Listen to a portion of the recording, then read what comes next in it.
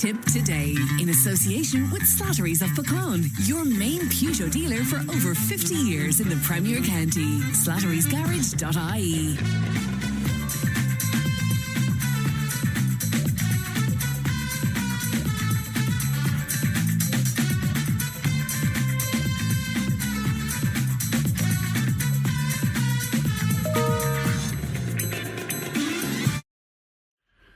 Good morning. Welcome along to Tipp Today, 1800 938 007. That's our free phone number. It won't cost you if you'd like to make a call to us. And Leanne is producing even today. And we're coming to you live from Nina. It's always great to be back here in Nina. Coming up on the show this morning, we'll be hearing from Johnny Luby in just a few moments' time. Noel is concerned about bus stops in Clonmel. We'll chat about that. You're all invited to Killoran House in Templetouhy. We'll find out why. Could the GAA play a role in alleviating the housing crisis? Ultan has the gardening, and the Friday panel will unpack the hot topics of the week. As well as that, we'll be hearing from a fifth-year student who has won the Thurles Lions Club Young Ambassador of the 21st Century. So I'm looking forward to that chat as well. You can text and WhatsApp 083 311 3311. You can email tiptoday@tippfm.com. Now that fantastic competition is underway. We've teamed up with Jack Doyle's Irish Pub and Restaurant, Budapest, to give you the chance to win a St. Patrick's weekend in Budapest. You and a friend will enjoy flights and luxury accommodation, plus the best of what the lovely city has to offer. There's sightseeing there. There's a Danube River cruise, and of course dinner and drinks at Jack Doyle's. You'll stay at the Dorothea Hotel in the 5th District in Budapest. And to enter, all you have to do is listen out for Budapest by George Ezra. When you hear that, text Budapest and your name and details to 083 311 3311. 10 finalists will be selected, and the winner will be announced on this very programme on Friday, February the 13th. So that's celebrating St. Patrick's weekend in style with Jack Doyle's Irish Pub and Restaurant, Budapest, and of course Tipp FM. Let's have a look at the front pages of some of your newspapers today. The Irish Daily Mail, the lead story there: Irish illegals are quitting Donald Trump's America voluntarily to avoid being caught up in swoops by immigration and customs enforcement agents as well. The Irish Examiner, and the lead story on the Examiner today is the story right across the newspapers. In fact, witnesses have described sheer terror and panic around a double-decker bus crash into a pedestrian area in Dublin city centre that left one person dead and 3 hospitalised. Also reading on the Examiner today that some cancer patients have faster access to vital treatment and surgeries than those in hospitals in other regions. Shocking data released by the Irish Cancer Society tells us. And also on the Examiner today, heartbreaking piece, really.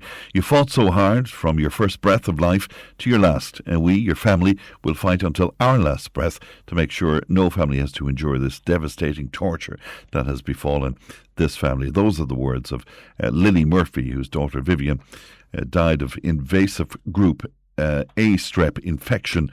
That's a condition which was treatable if it had been diagnosed in time. Heartbreaking indeed for Vivian's family. The Irish Times, and the lead story on the Times today: large areas of Ireland remain on alert today, with more heavy rain expected after flooding disrupted travel and public transport in Dublin and across the southeast yesterday. We seem to have gotten away fairly lightly where that's concerned in Tipperary. The Irish Independent, dominated by a photograph from that that bus crash in Dublin yesterday. And the lead story on the Indo today: again, the threat of flooding is set to peak this morning, with road networks expected to bear the brunt of the deluge. That's what's making headlines. Would you like to make comment on any of that? And if you would, we'd be glad to hear from you. Once again, 083 311 3311. Johnny Luby is with me. Morning, Johnny.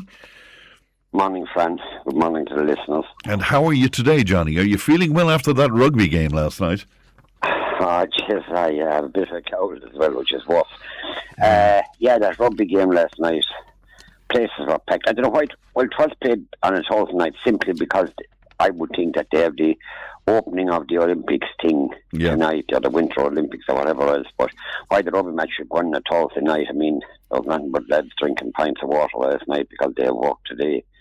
But it was disappointing, Fran, have no doubt about it. But I suppose many of us that followed the rugby, or all the sports, we were wondering what kind of a performance we would put up, because gone is the era of Conor Murray and Johnny Sexton when they dominated and that, and we're going back a long way. Munster can only contribute one player to the setup, and that's Tyke Burton. Connacht have one player and Ulster have a player, so it means basically, look, and I have no problem with it. Leinster had maybe 10 or 11 players on the setup last night, and they're only a provincial team, and it's very hard to beat an international team. So I suppose in the scheme of things, he'll have to do like Liam Cahill, bring in youngsters and concentrate maybe on the World Cup, getting for the first time beyond the quarter-final. That's, I think, next year sometime. But outside of that, our performance was poor last night. We missed tackles and that, it was just disappointing overall. France were really dominant. Their offloading was superb. That sometimes it's hard to see it in front of your eyes how quick they were to move the ball and that. But look, I suppose for young Osborne at fullback, he's a grandson of Bill Fogarty's that was in Banch and Ballydale years and years ago, and he's a nephew or a grandnephew of Billy the Ships, and that he did okay, but overall, look, we were in trouble in a lot of places. I was just reading some reports this morning. As you know, it ain't my thing, Johnny. But is there a style thing here? Is there a modern rugby style that France is playing and South Africa is playing and even England is playing that we're not playing to some degree? There is. I suppose, friend, at the end of the day, we're probably boxing above our weight the whole time. We have some wonderful players, and look, they did fight to the bitter end, just not good enough on the day. I thought that fellow that came in from Ulster, Timney, played quite well last night. He's a tough guy. But look, they have to get down to it now, friend. They have England, Scotland and Wales and Italy. And every game is going to be hard for that particular team. But he has to keep at it and keep blooding them in, the players. And why we kick so many Gary Owens up in the air and then expecting our players to win it. It's different with France. When they kick it in the air, they have the players, the power and that. But look, it was just disappointing. But that's it. Put down a Thursday night on a wet, miserable night, and that's it. And you with a pint of water or whatever. On a much happier... Sorry, Johnny, yeah? I was with Tony Coney and he was drinking pints of water. I never saw it before. But anyway, are you sure it was water? You see, that's the thing. On a much happier note, of course, Tipperary's victory over Offaly in the league. Yeah.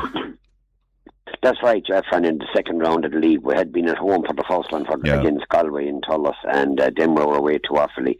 Look, Offaly had 4 or 5 changes before the game, and reading the local papers, West Side and Dundon's and the Star and all of those guys that know they're hurling inside out, Offaly were going to be in trouble from the very start. Now, they put up a good old show for 20-odd minutes until Tipperary opened up, and they had got a great scores and that. Now, our own man here in Golden, Jack Leamy, would be happy enough with his performance, but Jason Ford and all the lads, just to stay on Tipperary in the hurling, they travel to Cork tomorrow evening to play Cork in the third round of the league, and it's going to be a tough one, but the papers build it up to be the most important game of the year and all of this, and I presume Liam Cahill will just take it in his stride. If we win, we win. He'll give players games, and that's what it's all about when you're 40 on a panel.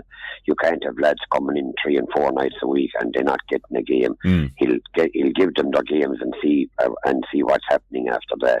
I see the paper today is on about Tipperary winning All Ireland back-to-backs and all of that. Yeah. Hey, that's I'd say to the players, don't even read the papers, because that's only putting pressure on. Your big problem is to get out of Munster, and it's the other 5 counties as well. If you can come out of the 3 counties that come out of Munster, then you can have a look at Croke Park and every place else. But that's the big one, like to come out of Munster in the hurling championship. For sure. And in the football, then, Johnny. That's right, Jeff. Yeah. And a good win for the footballers against Antrim in Tullis. John Hamley has a young fella there playing cornerback. and that he goes to all the matches now. John does himself naturally. You would when your own are playing and that. And hey, well done to them, and the best of luck to them. They'll try and come out of Division 4, which is their aim for the year. So hopefully they will, Yeah. And you're in that lovely neck of the woods there. They call Nina, where the CBS and Halfdias. Congratulations to them. They beat St. Flannan's of Ennis in a tremendous game of hurling. They showed everything, skill, heart, style, commitment, the whole bloody lot. And for the county of Tipperary to hold the Harty Cup 4 years running, it's a fantastic achievement, and the best of luck to them in the All-Ireland semi-final. But to win the Harty was brilliant for them. And, they had beaten Tullis a pint. So, Tullis CBS were possibly the second best team in Munster, but that's the way it goes. Once it's in the county, that's the important thing. That's great, yeah. St. Joseph's as well, Johnny. Pardon? St. Joseph's as well, then, yeah. Oh, yeah, Bursley, well done to them as well. They won the Munster College's Sea Hurling. And hurling is on a high in Tipperary at the moment. And then when you look at across at the high school this weekend, they're out in the Munster College's senior football final. Fair play to them, wonderful achievement, and it augurs well for the future of the football in Tipperary. When you have the Abbey CBS as well in a B final, and the very best of luck to them. And then you have the Silver Mines that are out this weekend in the Junior B final, and again we wish them the best of luck. A great achievement. They wouldn't be a huge club, but it's a tremendous achievement. In the Camogie, friend, we had a half break, or what let's see now, no. In the Camogie, Tipp, minor Camogie victory over Cork was a tremendous achievement to go down to Cork and beat them. We had won some plate final the previous week, and Cork looked to be a dominant force, but Tipperary girls, magnificent achievement. And also we had a heartbreak there for the Loreto Convent. They were beaten in the Munster Schools final by 2 points, but well done to them on getting that far in the fair play to them. So you mentioned this weekend the big one, of course, Tipp and Cork. Clonmel High School, I think they're out as well, Johnny, are they? Yeah, Clonmel High School, they're in the Munster College's A football final. The amazing thing about it is that they won it back nearly 100 years ago. Wow. They got into a final then a few years ago, and of course, it's like Everton is. It is a great occasion. I've no doubt there'll be a huge following for them. So the very best. I don't know where that final is on, but the very best of luck to them as well. And Abbey CBS as well. Tipperary Town, they're out. That's right, Jeff. And hey, brilliant for them. They won a Harty Cup final in 1959. Was the last time they won a Harty Cup final in the hurling, and now they're in the Munster B final or A final. So no, B final. A final. Yeah. And that's so. Pay the best of luck to them. All right. Did you mention Silver Mines? You did. I did, Jeff, and we got through the Silver Mines. Yeah, we have Borlehan Dweller. Their draw is the 17th of March. It's for a care, and everything is going well for them. Tony Lacey has said to me, apart from giving out a free pint, he'll also or a hurling ball signed by Liam Cahill, or a golf ball. He's going to try and get that signed between us by Donald Trump. to play in the golf club down in Dooneen or whatever they call it, off down there. Yeah, it's absolutely flying it, and they have the bingo every Monday night, but they have tremendous facilities there in Borlehan, and trying to upgrade the facilities the whole time. So it's a care for a ticket for €20 or 3 for 50. So the best of luck to them. Very good. Clarahan, the men's shed there. Is there bingo there as well? Yeah, the bingo there as well. They had a huge crowd last Friday night. I was down at John Hermey's over the Greyhound weekend last weekend, and they had a tremendous night in Clarahan. Huge crowd, so they're hoping to get the same thing there tonight, Fran. And is it a long time since you were at bingo? It's an awful long time. I used to drive my grandmother to bingo. She loved Boherlan, actually. She used to always go to Boherlan. So yeah, that's a long time ago, Johnny. a long time, and you still probably have the same car. Fair play to you. You had bingo tonight, and of course you have bingo then in Gorton, Glengole. You have Golden on a Thursday night, you have Cashel on a Saturday night, and that's how all systems go on that run. Yeah. But we have a tractor run this weekend.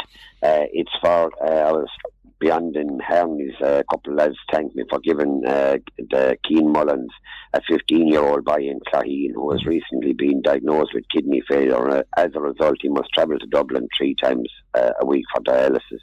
A fundraising event is being organised to help Keane and his family.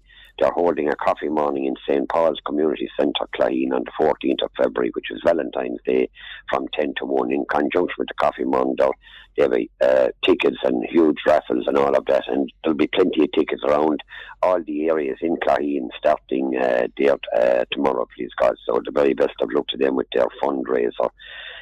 And also with a tractor run for Liam Brereton, that young boy from around Drum and Inch there. The tractor run is on this Sunday.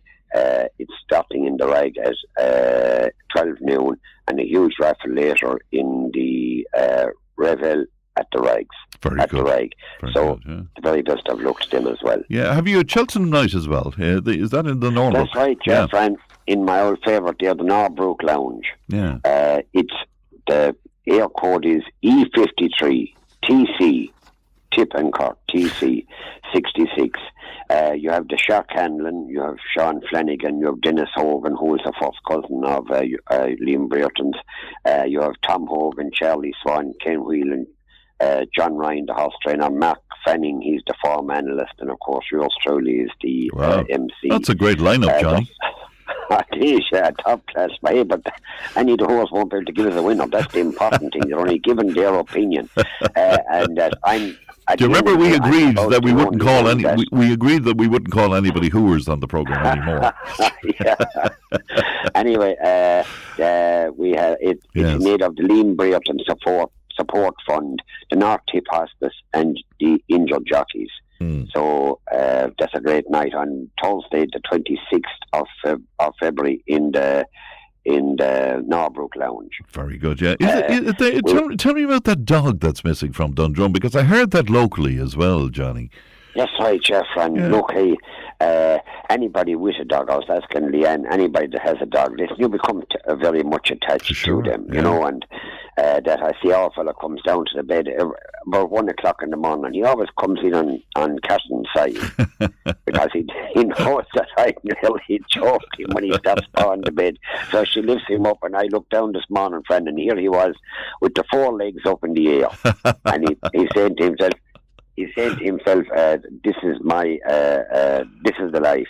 Yeah, this dog is, they reckon that he was stolen.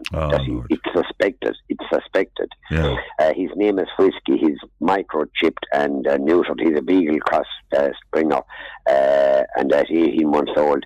Look, they tell me that he'd be very nervous now. If to stay calm, if you see him, don't startle him to run away. Just contact us immediately on 086 30 85764, and there is a reward for his safe return. I heard about a few dogs stolen in the area, in the local area around home as well. So we must follow up on that. You want to pass on sympathies as do I to the Maloney family in Cashel, Johnny.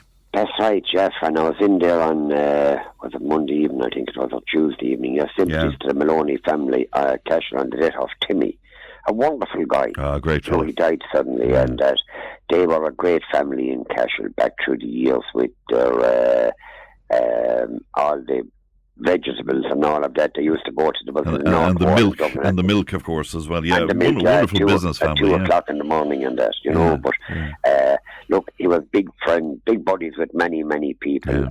Timmy was. I was friendly with Timmy myself, but with Cyril Tal, the Galway manager, had always come down to the Tullis races there, and Timmy and himself and Tom Egan and all of his big buddies, they'd be there. And Timmy was a great man, actually, to give you maybe a 16-1 winner. Was he? He followed the form to the letter of the law, and that. But the Maloney's our family. I mean, to show you how old I am, friend. knew their father again, Giorgio. Oh, God, yeah. He was a great man. He started the milk business, I think, originally, didn't he? I possibly did, John. He started lots of things there, but he was a fine old scout as well. And that's our sympathies to them on the death of Timmy. Well, that's for sure. Frank, tonight... sorry, Johnny. Yeah. Tonight we have a trad music session in Lacey's in Ballydyne. It's on the first Friday of every month, and they're expecting a big crowd there. Anybody that can play a fiddle, a flute, an accordion, banjo, or do something, that's at Lacey's in Ballydyne is certainly the place to be. So, friend, this weekend in the rugby as well, Kilfeacle play the War of the Roses against Clonmel. The match is in Clan. They'll probably be favourites in Clan, but Kilfeacle will come with all guns blazing, which is good enough or not to win. Yeah. The best of luck to both teams, that's all I'll say. And of course, friend, we have Valentine's Day coming up. Yeah, are you all prepared for that, Johnny? Well, I bought a candle yesterday. A candle? And I can tell you this now, that she's gone to mess. Right. To all and sundry out there. I'd be solid useless now at this kind of a thing, friend. Go away. But I'm waiting until the day after to buy the flowers, because they're on offer. So I'll pretend nothing. I'll leave them in the boot of the car, and the next thing, when she opens the boot, she say, "Geez, he got to buy me a bunch of flowers, and he forgot to give them to me." Friend, that's the way it is done. You're such a romantic. Why did you decide to buy a candle for Valentine's Well, just Day? in case that you'd see it there on photos and things like that. Like you'll be holding her hand across the table and the candle lighting and that kind of a thing. Yeah, but you're supposed to. You see, you're supposed to add an expensive meal to that and a bottle of wine as well. It's not just the candle. Aye, the chipper in Clare and will do me fine. Or the one at the Bridge House in Golden. No, friend, I'm not. Are you into it? Really, you're not. Am I into what? Buying candles for stuff? Yeah. No, the Valentine's weekend. I'll say nothing. I'll plead the Fifth Amendment on all of that. Friend, where are you playing this weekend? I'm off to Camross, which will live in Wexford tonight. God almighty tonight. I hope the roads will be okay. But listen, will you say hello to Paddy down in Fremount? Because every time I was playing there last weekend in County Cork, and every time I played there, he mentions you. He's the chap who wrote the poem about you, and Christ, he listens in every Friday morning. Indeed, so I didn't want to be ringing you after the All-Ireland final last year, but that kind of a way because to rub it in, was it? Yeah. Very good. What are you making of all the rain damage, Johnny? Are you? Yeah. Is the Fourpenny Road underwater? Well, we're under a fair bit of water, but like when you hear them there on the news, whether it is on Tipp FM news or Red Radio 1 or whatever, the government are meeting, and that you'd wonder what are they doing? Are they going to get sweeping brushes and shove the water back? I haven't a clue, friend, what they're doing. And look, seemingly they didn't spend 19 million there last year on the flood reliefs here, there, and every place. It's unbelievable, friend, what's going on. Isn't it just? All right. But what can they do, in all honesty? I mean, the council, to be fair to them, friend, they can't come near the roads at the moment. Yeah. There's huge potholes in that. So they just can't come near them at the moment. They have to wait for some bit of a dry spell. And that, so I see the land is flooded all over the place, especially along by the river shore there in Golden and down onto Teslaby and all the way down then into Knockgraffin and that area. Land is flooded. But I overheard a conversation about this, Johnny. Is it any worse than normal, though? Is this worse, the amount of rainfall that we're having and the flooding? I shouldn't be getting a fair rap for it, but I don't know. Listen to me like this. I haven't a clue, friend. You're talking to a Gumby now. I know sweet them all about it. But I do know one thing. It's like everything else. You'd get the funeral the other night. Again, I brought my umbrella in with me. Devitt's there. Yeah. Jeez, I just told them, lads, there's the umbrella. Mind it. And it's like everything else. Got drenched, friend. But look, in the season, I suppose. And just before we go, I know you wanted to mention the Greyhounds as well. Record crowds, Johnny? That's right, Jeff, and absolutely record crowds out there, and that coursing itself was absolutely brilliant. We had I'd say maybe 140 or 50 courses. I'm thrilled to say that the Hairs were top class. Fair play to the lads who work in Powerstown Park. Fair play to the wildlife officers and the veterinary people and the people there from the government as well, in an observation capacity, and that everybody was absolutely delighted, and that when the Hairs are good, everybody knows that. And then, of course, to see them being released back to where they were got in the first place, that's what it's all about. And fair play to the ICC staff, and that they kept the ball rolling there. The pubs and restaurants and everybody else, they all got a twist and a turn in these tough times. So look, we were delighted. We were in the horse and jockey on the Saturday night there for some deep, but then I met a fella then on Sunday night in Ming's. Were you ever in Ming's? Many times, sure. I know Ming really well. Yeah, great guy. Yeah, top class guy. He made an announcement when I came in the door. There was about 60 inside, and I got a small bit emotional, and that I looked for a glass of wine immediately.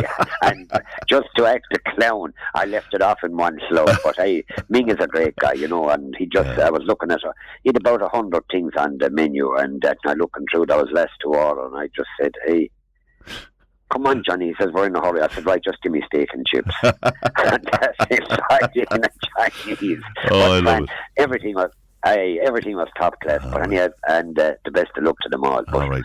Johnny, I must wrap it up there, but look after yourself and mind yourself. And thanks for coming on. Thanks very much. Thanks. Bye-bye. That's my old friend Johnny Luby there from the Fourpenny Road. This morning, 1800 938 007. The text and WhatsApp 083 311 3311.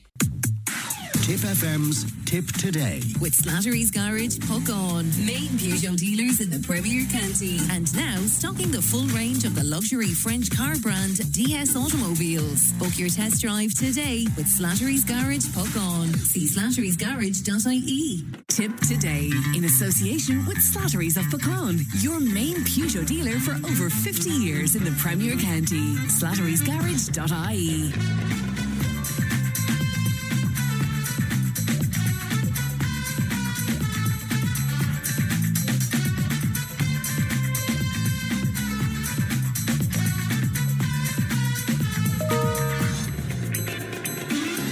And you're very welcome back to Tip Today. And we're coming to you live from Pearse Street in Nenagh today.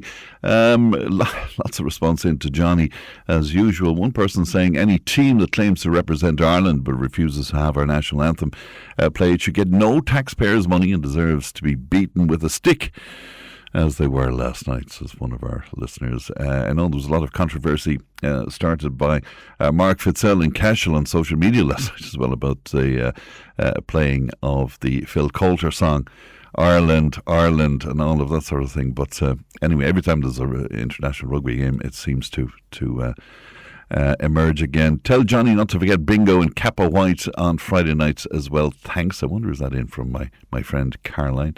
And somebody telling me that Michael Collins is playing in Drumban tonight at 8:30, and everybody is welcome along there.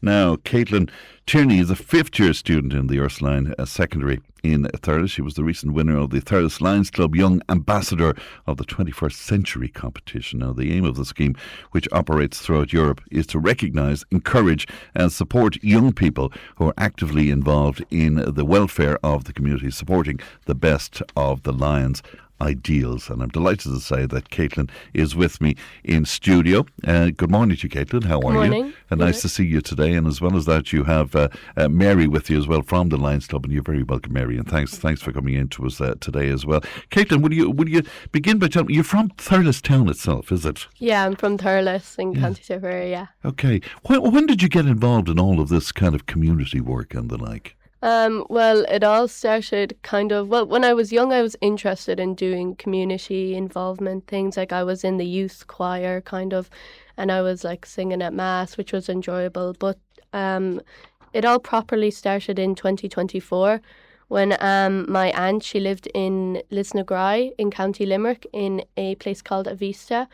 And they take care of people with intellectual disabilities and physical disabilities. And she lived there at the age of 8 until her passing at the age of 63 in October 2024. So my dad and I kind of wanted to give back to the carers there. Because they looked after her so well. Yeah, they were taking such good care. Like my mammy and my granny, they were never ever worrying about her. So then I was like, well, I guess we got to do something good for them. So we were kind of coming up with some ideas on what to do, and we wanted to kind of do a walk. So my dad was like, we should walk from their centre in Lisnagry to our house in Thurles. Wow. And I said, that's a good idea, but I think we should go big or go home. And if we're walking a certain length, I think we should walk the length of Ireland. And you did? Yes. So in 2025, from the 23rd of June to the 8th of July, we walked from Mizenhead in Cork to Mallinhead in Donegal. And so it was challenging, but that's when I kind of started to get into the love of like giving back to people and charity work. And tell me about the Gashka Awards as well. Yeah, so the Gashka Award is... That's the President's Award, Yes, is it? it is. It's the President's Award. So in TY, we had the option to do the Bronze Award. So you would do 13 weeks of charity work. So I worked in the Sue Ryder Foundation in Thurles. And then for a personal skill, you have to do 13 weeks of that as well. And so I decided to do photography. And then you have to do 13 weeks of a physical activity. So I done boxing. And then you have to do another 13 weeks of any of those options again. And then a 25-kilometre hike.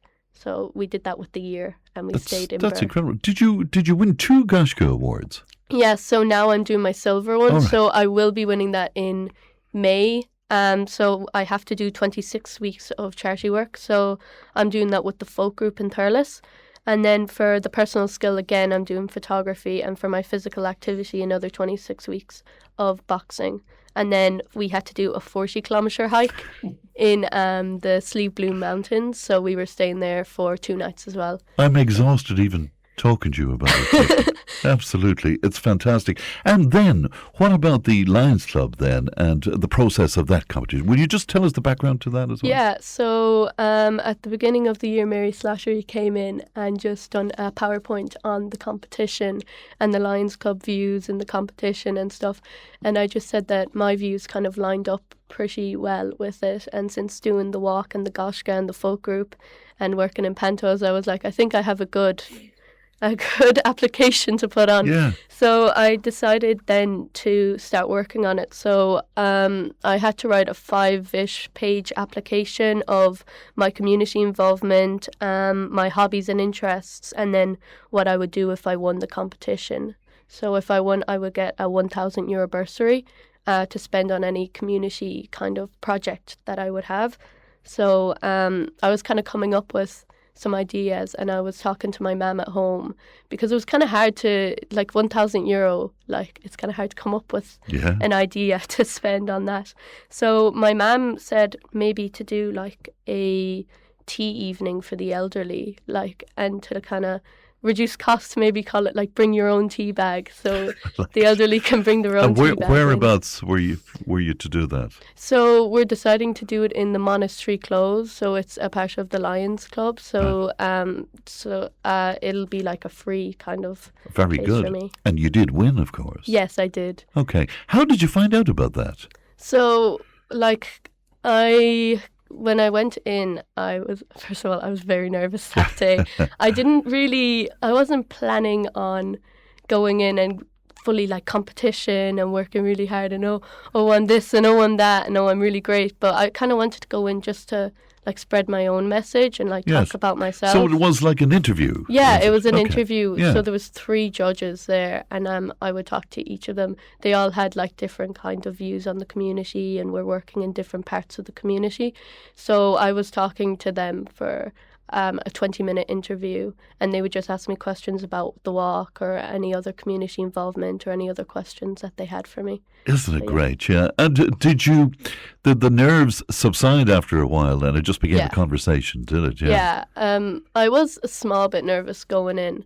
But then when I went in and just started talking to them, I think the conversation flowed very well. And it was kind of more talking to friends than it would be talking to people who were judging me on winning a competition. So what happened? You went away then, and at what stage did you realise that you had won? So afterwards, all the people that were going into the competition, we all had a meal together and we were talking.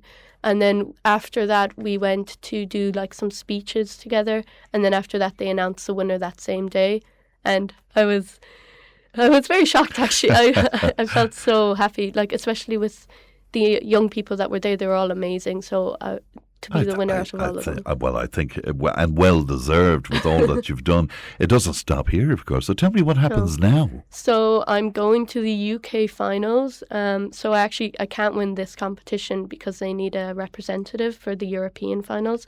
But I'm going to the UK just for the experience. So that'll be on the 20th of this month to the 22nd. So me, my mum and my younger sister will be off to Dudley. That sounds lovely. But the one you can win then is in Germany, so that's in Germany, yeah. So that'll be on the 23rd to the 25th of October of this year.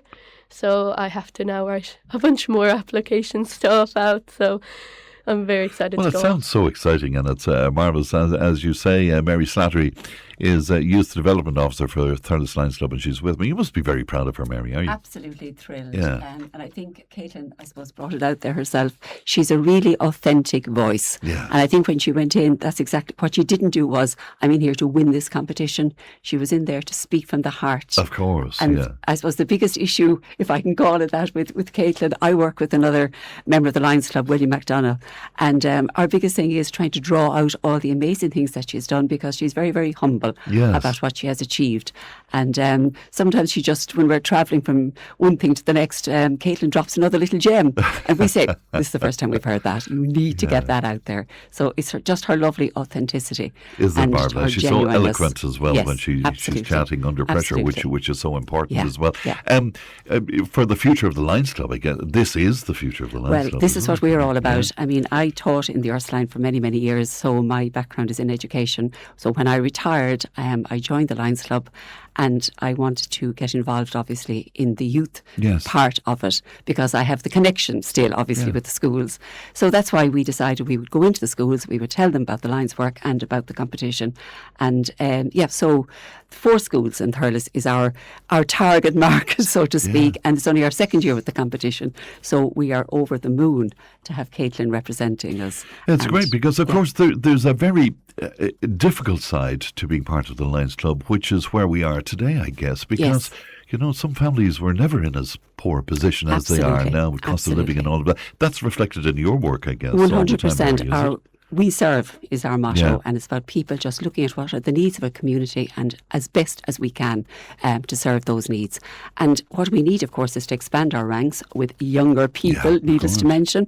And I suppose we need to connect with those young people and let them know, you're doing amazing work. You're totally aligning with what we're doing, and we want to knit the two together. Yeah. How much did you know about the Lions Club, Caitlin? Yeah, actually, before going into the competition, I didn't know too much. Like, all I would see about the Lions Club would maybe be like the Blue Door Foundation, stuff like that. But other than that, I never really heard about them. I'd only hear the name because of passing, the house up on the street. But when I got in then, and to hear everything that they've done, and then I go, oh, I recognise that, but I didn't know that the Lions Club were doing that. And then even now, I've gotten so much more, I think, involved. Even this year, I organised the folk group, the Thurles folk group, and the Lions Club to come together in Dunstores, so we could have a sing-along and the Lions Club could get some money. It's even without you knowing it, though, an awful lot of the work you've been doing sort of fits very well with the ethos of the Lions Club, doesn't it? Yeah. Yeah, it was great.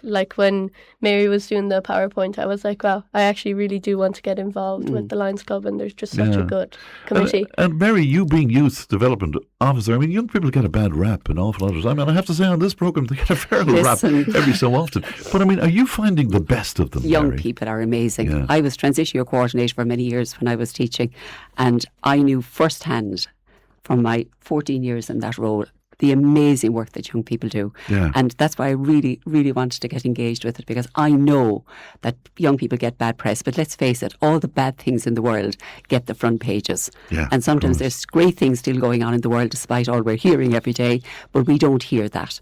And young people, amazing. Yeah.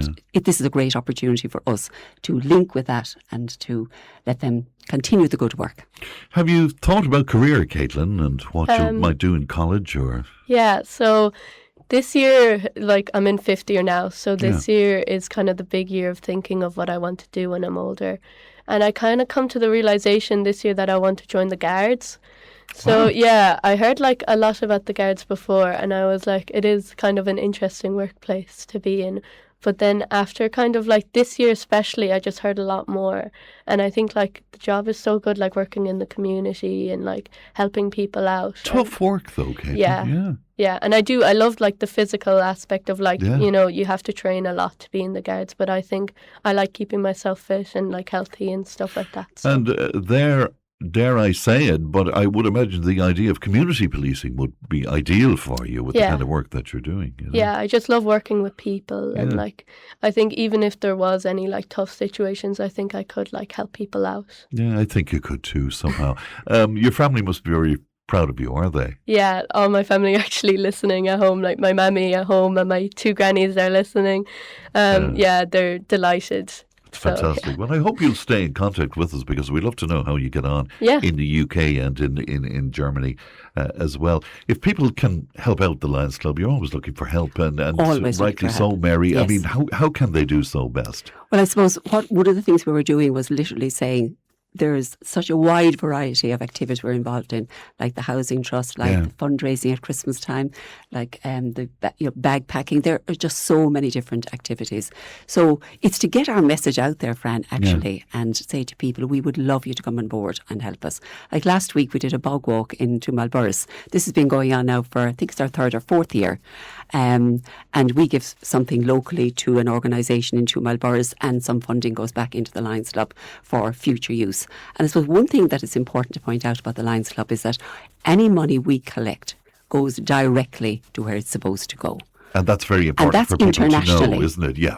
That is really important for people to know. Even if it's international, it goes to a Lions Club internationally, and it's passed on directly to where it is supposed to go. But you're right, Fran, it's getting our message out there and getting people to come on board with us. So we are really trying to up our PR around all the activities that can align completely with what young people are doing. And people who need help from you then, Mary, I mean, you know, they can be assured of anonymity, they can be 100%. Assured of respect and dignity and all of that. And we work very much with the Vincent de Paul and Social Services because they have the information that we don't have. So we connect and go through the proper channels and the proper process, because of course you have to be very mindful of people's feelings and to do things diplomatically and with, you know. For sure. Caitlin, you better mention the nannies and the family as well out there, so that you don't get into trouble. Yeah, even before I came here, my mum just said to me, please mention me on the radio, and I said, I will, Mammy. So what are their names? So my mammy's Breda Tierney. She listens every day, so she said make sure to say hi, Fran. Hello, Breda. And then my granny is Peggy Ryan and Anne Tierney. And then my dad is Michael Tierney, so he'll be listening at work as well. Very good indeed. Well, look, they should be very, very proud of you, Caitlin, and lovely to see you today. And Mary, thanks for coming in to us. Thanks very much, as well. Thank you. We're broadcasting live from Nina. We'll take a break and we're back in just a moment. Tipp FM's Tipp Today. With Slattery's Garage, Puck On. Main Peugeot dealers in the Premier County. And now stocking the full range of the luxury French car brand DS Automobiles. Book your test drive today with Slattery's Garage, Puck On. See slatterysgarage.ie. Tipp Today, in association with Slattery's of Puckon, your main Peugeot dealer for over 50 years in the Premier County. slatterysgarage.ie.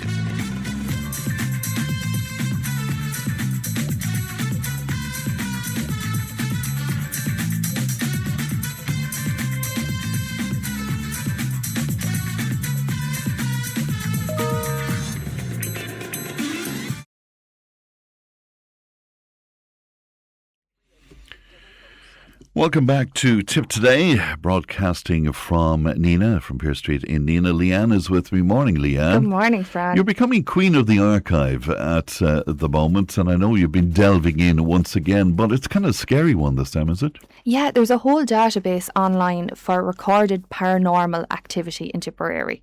A whole database? A whole database. There's pages and pages of sightings, reportings of folklore, ghosts and paranoia. Wow. Okay. And will you pick one or two for me? Because we don't have a huge amount of time. But what happened in Ballingarry, or what happens in Ballingarry? So this one is titled The Family Friend. So it was in 1999 this was reported at the Old Church Graveyard in Ballingarry. So there was two brothers aged 8 and 10 and they noticed a man peering over the wall of a graveyard and his head and shoulders were visible and he had a white shirt on and he had dark glasses and curly hair. So this is how they described him. And they said he looked like he'd been crying. And when they tried to talk to him, he didn't answer them. So they went home to their father and told him. And he said, well, the wall is 8 feet high. So how did you see this man over the wall? But when they described him, the father realised it was his friend who was after dying 4 years before. Wow. They described him word for word what he had looked like. Isn't that incredible? And this is documented. These are all documented that they've been reported in Tipperary. Colonel, give us another one or two as well, Leanne. So there was one in Cahir in Knockgraffin, and this one is titled Music and Fairies. So they don't know when this was reported, but they say that locals can hear fairies playing music under the artificial hill in Cahir. I might be able to explain that. Was that you, Fran? It could have been, because a friend of mine, Joe Gallagher, has a studio out there in So you're the fairies on the hill. We were the fairies on the hill. You never know, indeed, do you? Have you got another one for us? Yeah, so one in Kappa White, and this one is from 1918, and it was the road approaching the iron mills. I know it well. Yeah. While travelling on his bicycle, Thomas Fahey, he reported this. He said he saw a strange black blob that landed on his handlebars, and the entity slowed his bicycle down as he was trying to pedal, and it just moved away and disappeared. Wow. He wasn't in arm shawls at Captain White beforehand or anything. Well, a black blob. A black blob. My God, we've time for one more. Give us another one. Yeah, so they will go to Clogheen for the next one. Yeah. Under the Knockmeal Down Mountain. So it's close to the monument there. And it's called the Haunting Manifestation. So they don't know when, because this has been reported a few times, but they hear sounds of fighting and gunfire repeatedly in this area. That's incredible. Up the mountains there. Yeah, near the monument site. Right, isn't that incredible? So locals have said that repeatedly they've heard these fighting and gunfire I'm just thinking, with all you've been telling us over the last few weeks, I mean, there's a treasure trove of information there in the archives if people want to delve into it. And it's all mad stuff in Tipperary, like we were saying yesterday. Blobs and gunfire and dancing. Fairies. Yeah, so Tipperary is coming out of recording studios in Knockgraffin, yeah. Yeah, they've such a rich history and it's all documented.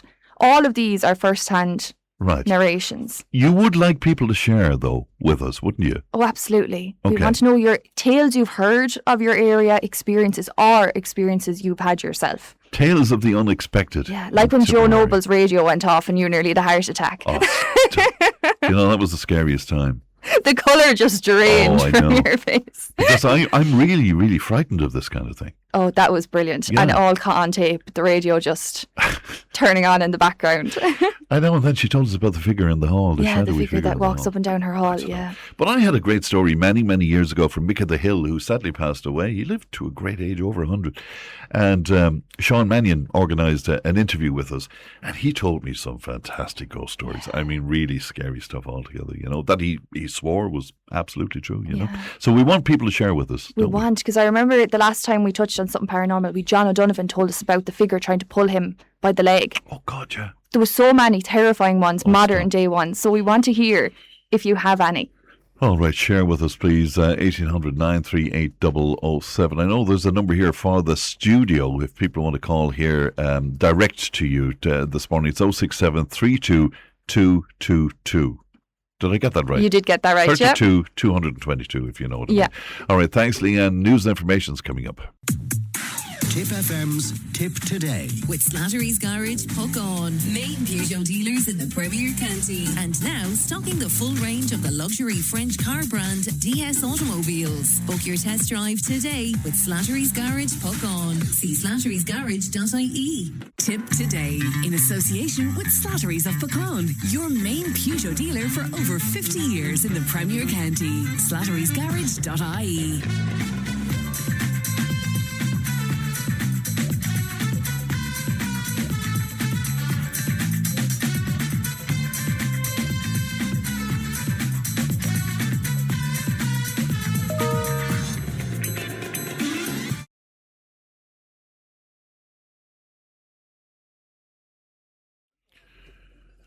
Thanks, Pat, and welcome back to the second hour of Tip Today, live from Nina, 1800 938 007. Now, almost on a Friday we get notice about various dancing gigs that are happening around the county. This one says, good morning, say hello to my partner, Sinead Houlihan, a huge fan of the Mad Johnny Luby. Will you announce that Katrina O'Sullivan is playing in Laura tonight at the GAA Centre there, and that's kicking off at 9, and you're assured of a great night. Katrina's a great friend of mine, and I work with her overseas quite a bit, a couple of times every year, so you're assured of a very fine musician. And as I said earlier on, Michael Collins, I know, is in Drumban tonight from 8:30. I'm not sure who's in Cashel, so if you want to let me know about anything else, I'd be happy to mention it. So the best thing today, because we're in Nina, is if you text us, and that's 083 311 3311. It's time for gardening, and glad to be joined as usual by Ultan Nesbitt from Arabon. Good morning to you, Ultan. Good morning, Fran. Lovely to see you today, and thanks. And you come in with the most beautiful selection as well. What am I looking at there, Ultan? Well, this is a lovely time of year. Just come a little closer to that for me, thank you. Yeah, this is a lovely time of year, and a lot of plants are starting to evolve or to emerge from the garden that have great colour. And I like things that are kind of perennial, that keep coming every year. Yes. So once you sow them, they'll keep coming every year and giving a great display at this time of the year, especially the spring bulbs. And really, there's an awful lot of, at the moment, there's these lovely drifts of white snowdrops in full flower, and there's nothing nicer to lift the heart after the doldrums of winter, and you have these lovely spring flowers coming up. So things like the lovely snowdrops, or even the daffodils. I'm amazed at the height of the daffodils at the moment, and they're in flower. Lots of them are coming into flower, or lots of flower buds on them. Now, what is that about? Is it that it's warmer? Well, it's been quite mild. We haven't had quite severe frosts or anything like that. But 1 or 2 nights that has all been. Yes. So lots of things are coming into flower that little bit earlier.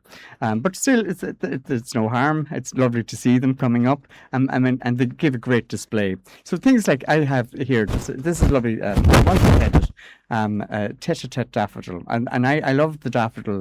You can get the Dutch Master, which is the lovely tall daffodil that has the lovely tubular type flower from it as well. But I always find that the taller the plant and the more exposed the area, they tend to be blown down by the wind. So sometimes it's good to go with more dwarfer type bulbs or spring bulbs. Yes. So these tete-a-tete daffodils are really, really magnificent because they only grow to about a foot high. But again, they'll have a kind of, instead of having a single flower, they'll have a multi-headed flower on them. Gorgeous though, aren't they? And they're very, very delicate and quite beautiful. Lovely bright yellow flowers from it. You can also get the other lovely dwarf tulips as well. There's another one called Red Riding Hood. And I love the leaf of that even. It has almost like a speckled leaf, but also this beautiful bright red flower that comes up in it as well. So with the lovely tete-a-tete daffodils, the dwarf tulips, and even a thing called blue muscaria or a grape hyacinth. And you can just see that from here. They're just starting to emerge, but these will have a mass of flowers coming out of them as well. And they're lovely to the front of a border because they're quite low. They're almost like the way you'd have blue lobelia and white alyssum along the edge. Yes. So you'd have the blue, and you can have it in blue or white actually, is the muscaria, the grape hyacinth, along the edge of a pathway. So it has that lovely effect of the blue and the white going down along. Other plants then that are quite good as well, which are nice to have kind of more naturalized areas, is the lovely fritillaria. And I love these. These are almost like a snake type flower. It has a lovely type of bell flower that it's comes most on unusual, isn't it? yeah, and you can just see the flowers just starting to emerge from it. And they're quite nice in kind of almost like if you have a meadow area and have them interplanted in the grasses. But it has that lovely little bell flower from it as well. So that's the very good. And what is that called again? This is a snakes thing. Alstroemeria, that you can get that as well. So there's another thing there as well, is the lovely the campanulas. And these lovely perennial plants. Oh, they're beautiful, aren't they? Now with the campanulas, these are very good to put along if you have a rockery or even a dry stone wall. So you can plant them into the wall. They'll drape down nearly 3 foot. So you'll have these massive flowers from it. So you can get them in blue, white, and this lovely kind of purple flower as well, which is particularly good. And again, these are perennial plants that keep coming every year. So very, very hardy and very, very easy to grow. And even if you break off a little bit of it, and then take off the lower leaves from it, and then put that into soil, that will root quite easily. As simple as that. As simple as that. Wow. So I mean, you could have a whole a dry stone wall with a massive flowers draping down from it, right through the whole spring into the summer. Right. And when you're setting those in a dry stone wall, what do you do with it? What do you put in with them? Really, what I would do is a multi-purpose without John Hines compost into the crevices. Yes, and then plant the campanula into it. Now, there's a lovely thing called arbrecia as well, which is lovely. So the campanulas and the arbrecies are lovely to kind of intermix in the dry stone wall, because they will also fill out almost like 3 foot in diameter. So you'll have a massive purple or blue or pink coming along the wall. And do you know what they'll tend to do as well? They'll tend to self-seed into almost a bare rock. You know, they really are magnificent. They'll tend to self-seed in the wall and drape down. So I mean, they're quite an easy plant to grow in your garden. Absolutely. What else have you got there? Yeah, what's lovely then are these lovely it was almost like a buttercup actually. It's a thing called ranunculus, and these are quite a lovely thing to have in your containers at either side of the doorway. And I think that they're magnificent because they almost have a multi. Almost like a petticoat, the flower, the rosette of petals on the flower itself. And these are particularly nice at this time of the year. So the ranunculus, a thing called primroses, and even the lovely cyclamen as well. The cyclamens are quite good at this time of the year, and they have that lovely marbled effect of the leaf of it as well. And again, there's such a multiple amount of flowers from them that really, if a flower does fade on it, just pluck it at the very, very base of it to remove the stalk. What some people do, they tend to just pluck the top of the flower, and that tends to the flower stalk then tends to rot, and that rots the whole plant. So it's very important to deadhead correctly. So it's to remove the stalk with the flower when you're deadheading, just to prolong the flowering of it. Another lovely plant, and a weedable one really, and I like these, and I think you know it yourself. It's a thing called forget-me-not. Gorgeous. Yeah, the Minnesotas. Yeah. And the forget-me-not had that lovely vivid blue flower from it. Now there is Minnesota's the perennial one as well. You can get the frosted leaves of those, but this is a lovely kind of an annual one or a biennial one. It tends to self-seed as well quite freely. Now they're a lovely plant if you don't mind it doing that, because it will tend to spread quite well. But it is lovely to have the forget-me-not. Absolutely, and it's a real traditional. It is. And you see, they've developed them then as well to have different colours, and get them in pink and white as well from them. But I think that lovely vivid blue is particularly nice. And you can have these top planted over your spring bulbs, and have let's say have your tulips coming up, and then you'll have your lovely display of your tulips, and then your forget-me-not, the primulas, the cyclamens, and even a thing called bellis as well that we talked about before, and even the lovely campanulas as well. And that makes a lovely display for You still have lots more gorgeous stuff there. Yeah, really, there is a lovely thing called Senetia as well. And the Senetis are a lovely daisy type flower. And these are lovely in kind of larger containers, Yes. really, because they have such an multiple amount of flowers on them. Really, they give such a great display. And the sonettis you can get them lovely blue and purple and pink as well, with a lovely white eye in them sometimes as well. But these flower right through the whole spring and into the summer actually as well. Quite an easy plant to grow as well. Other things then that are very good to start thinking about really and to sowing as well are the summer bulbs, even at this time of the year. So we have this kind of a selection of different summer bulbs to sow now. And there's things that you can sow that are quite hardy and that are great perennials. Is the thing called narini. And the narini is a lovely type of lily actually. And that has that almost like a lovely spidery type flower. Yeah, we've got a photograph of it here. It looks lovely. Yeah, and it has lovely pink flower from it. Again, these you sow with the neck just above the ground, so you don't sow them too deeply. So you just sow them just below the ground, really, and they'll go much larger into a much bigger clump. So every 5 years or so, you can lift and divide them, and then spread them in your garden as well, and they make a great display. Other bulbs that you can start sowing now are the lovely begonias, and I love the begonias because they're a great summer bulb, really, a corm really is what it is, and has that kind of hollow centre in it. So the hollow part of it is the top part of the bulb. So that's the part that you just cover with soil, and you'll see the little pink eyes of it starting to emerge. And again, they'll get to nearly the size of a dinner plate. So you can actually divide them at that stage and then spread them even further. But the begonias, you can get the lovely trailing begonias. You often see them in hanging baskets or window boxes. They make a fantastic display. They're quite large, big blousy type flowers from them as well. Again, begonias are great for mid to late summer. Other things that are a little good as well, and a bit taller as well, are the gladioli. And I like the gladioli because they're quite tall, almost like an iris leaf that comes up from it. But again, it has these multiple flowers that come along the stem of it. Again, goes to nearly about 2 to 3 foot high. The flowers from that, and they're particularly good. They're beautiful too, aren't they? Yeah. Or you know, there's a lovely one as well that you often see if you're walking along in Kerry or even the west of Ireland, are the lovely crocosmias. And there's a lovely one called Crocosmia lucifer. Mm-hmm. And that is a lovely deep red crocosmia. Oh, isn't it beautiful, yeah. And these are the Montbretias that you see. You often see the orange.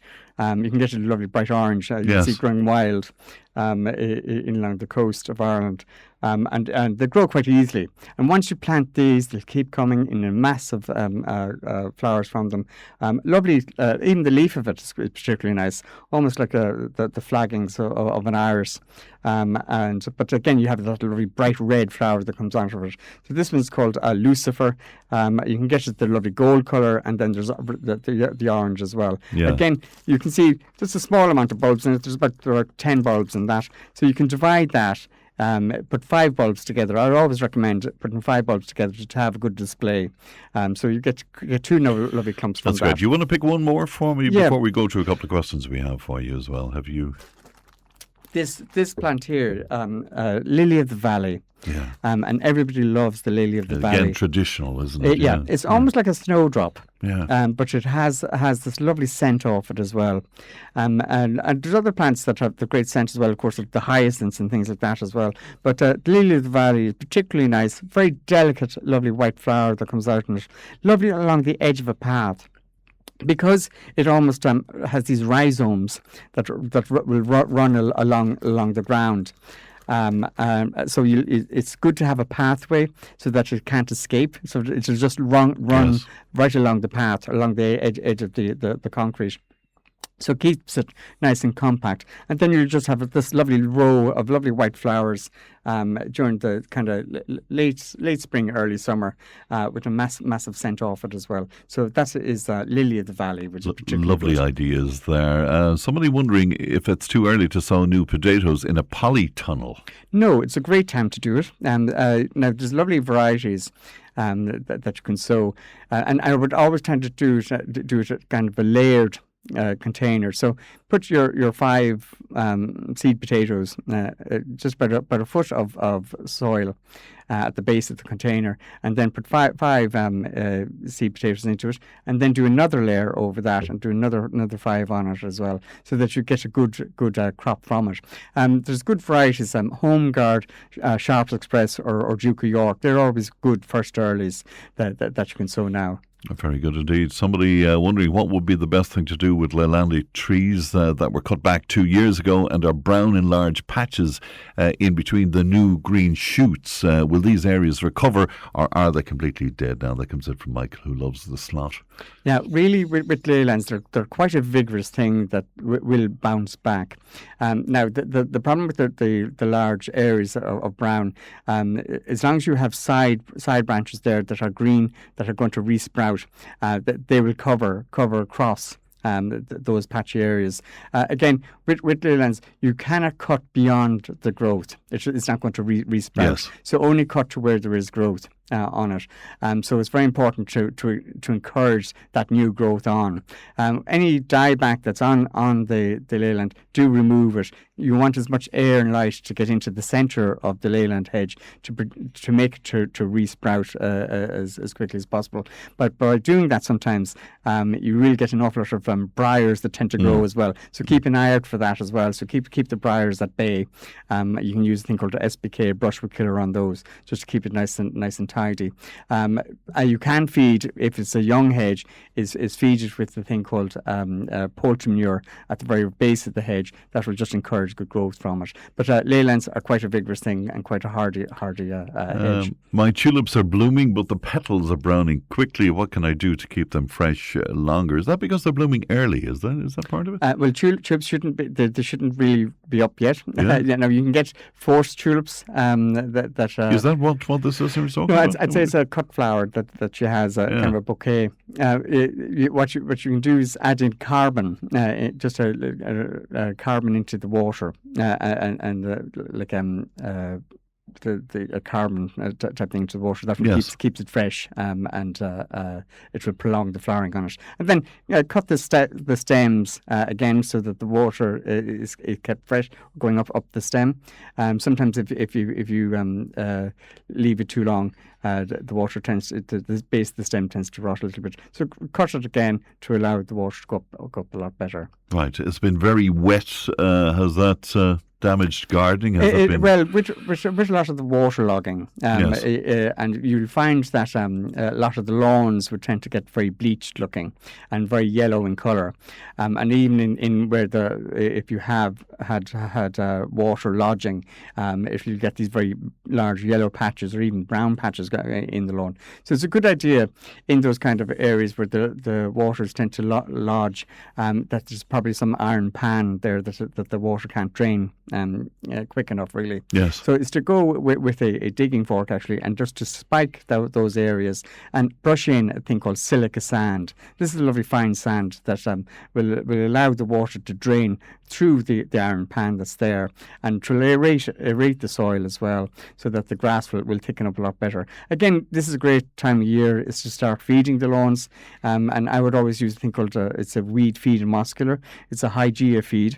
So do a dressing of that over the lawn. Now we've bags of it that are 15 kg bags. They'll do 750 square metres, so it'll do quite a large area, and that will green up the lawn really well, so you have an even colour throughout. But really try and get rid of those kind of areas where the water has been lodging by aerating it, and then brushing in a silica sand to help with drainage. Great tips indeed. Pleasure as always, Ultan. Thanks for bringing in that wonderful selection as well. Thank you. That's Ultan Nesbitt from Arabon Tion in Nina. We're going to take a break. We'll be back with more Tip Today in just a moment.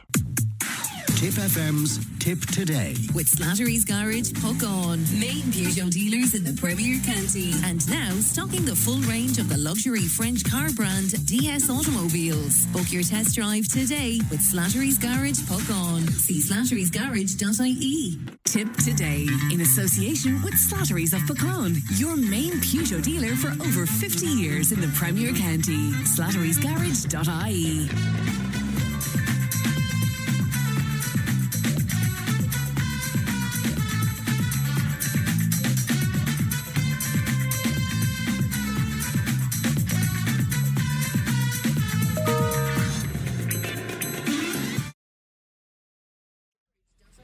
And you're very welcome back to Tipp Today, and we're coming to you live from Nina. Apologies, by the way, about the old voice today. A touch of man flu. You know that stuff, don't you?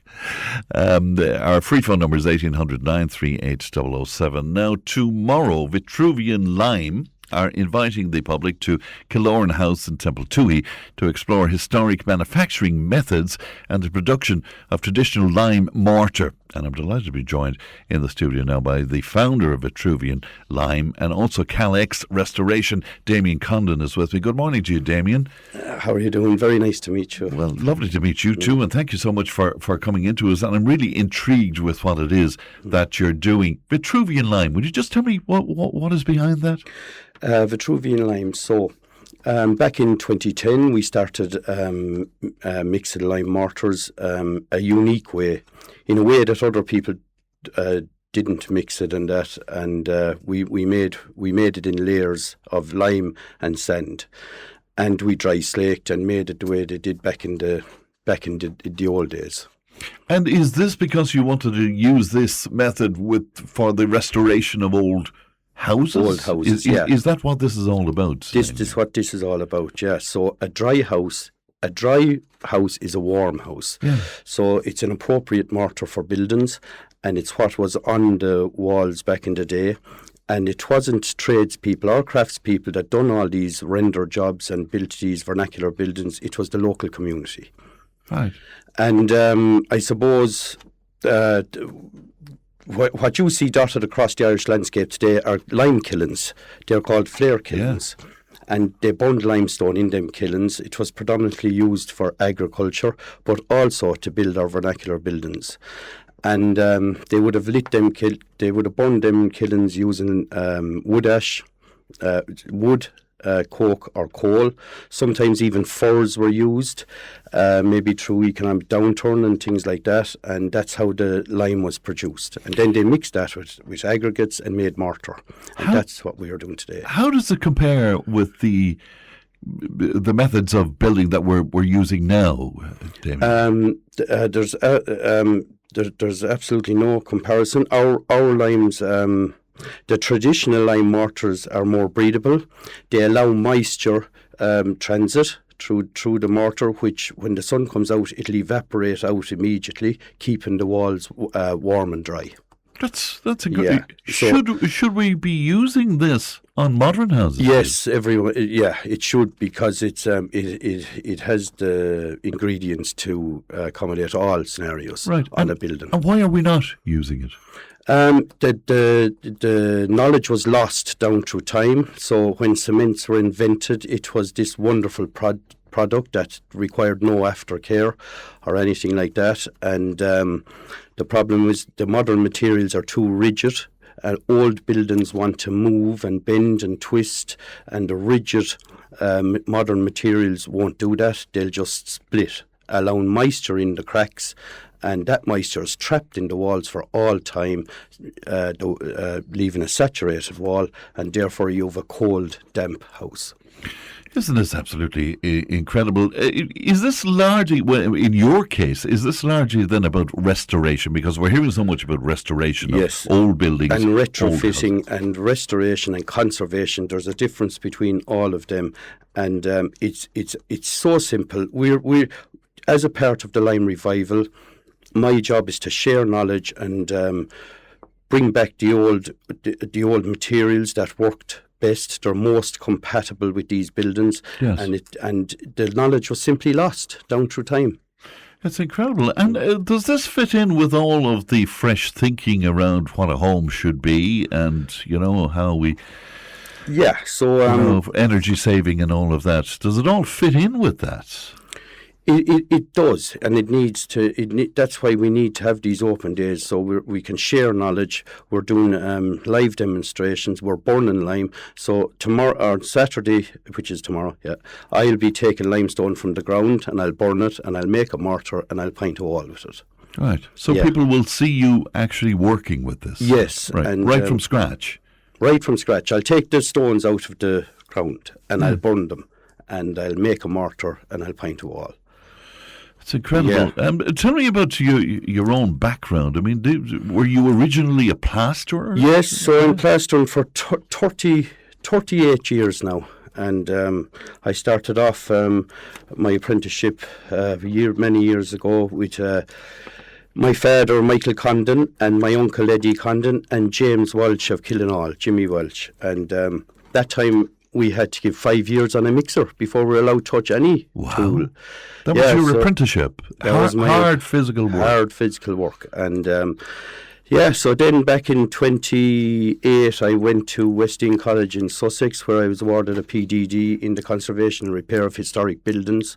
And then I went to the Scottish Lime Centre Trust, where I was awarded a C1 and C2 in conservation masonry.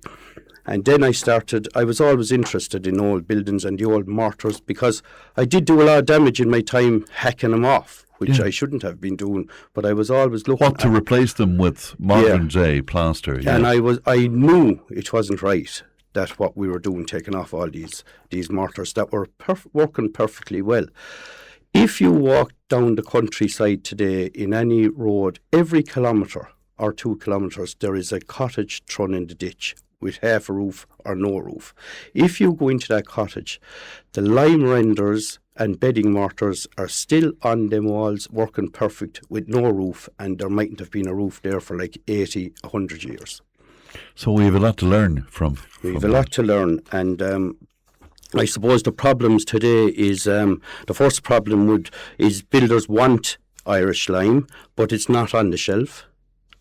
And so where do you get it from then?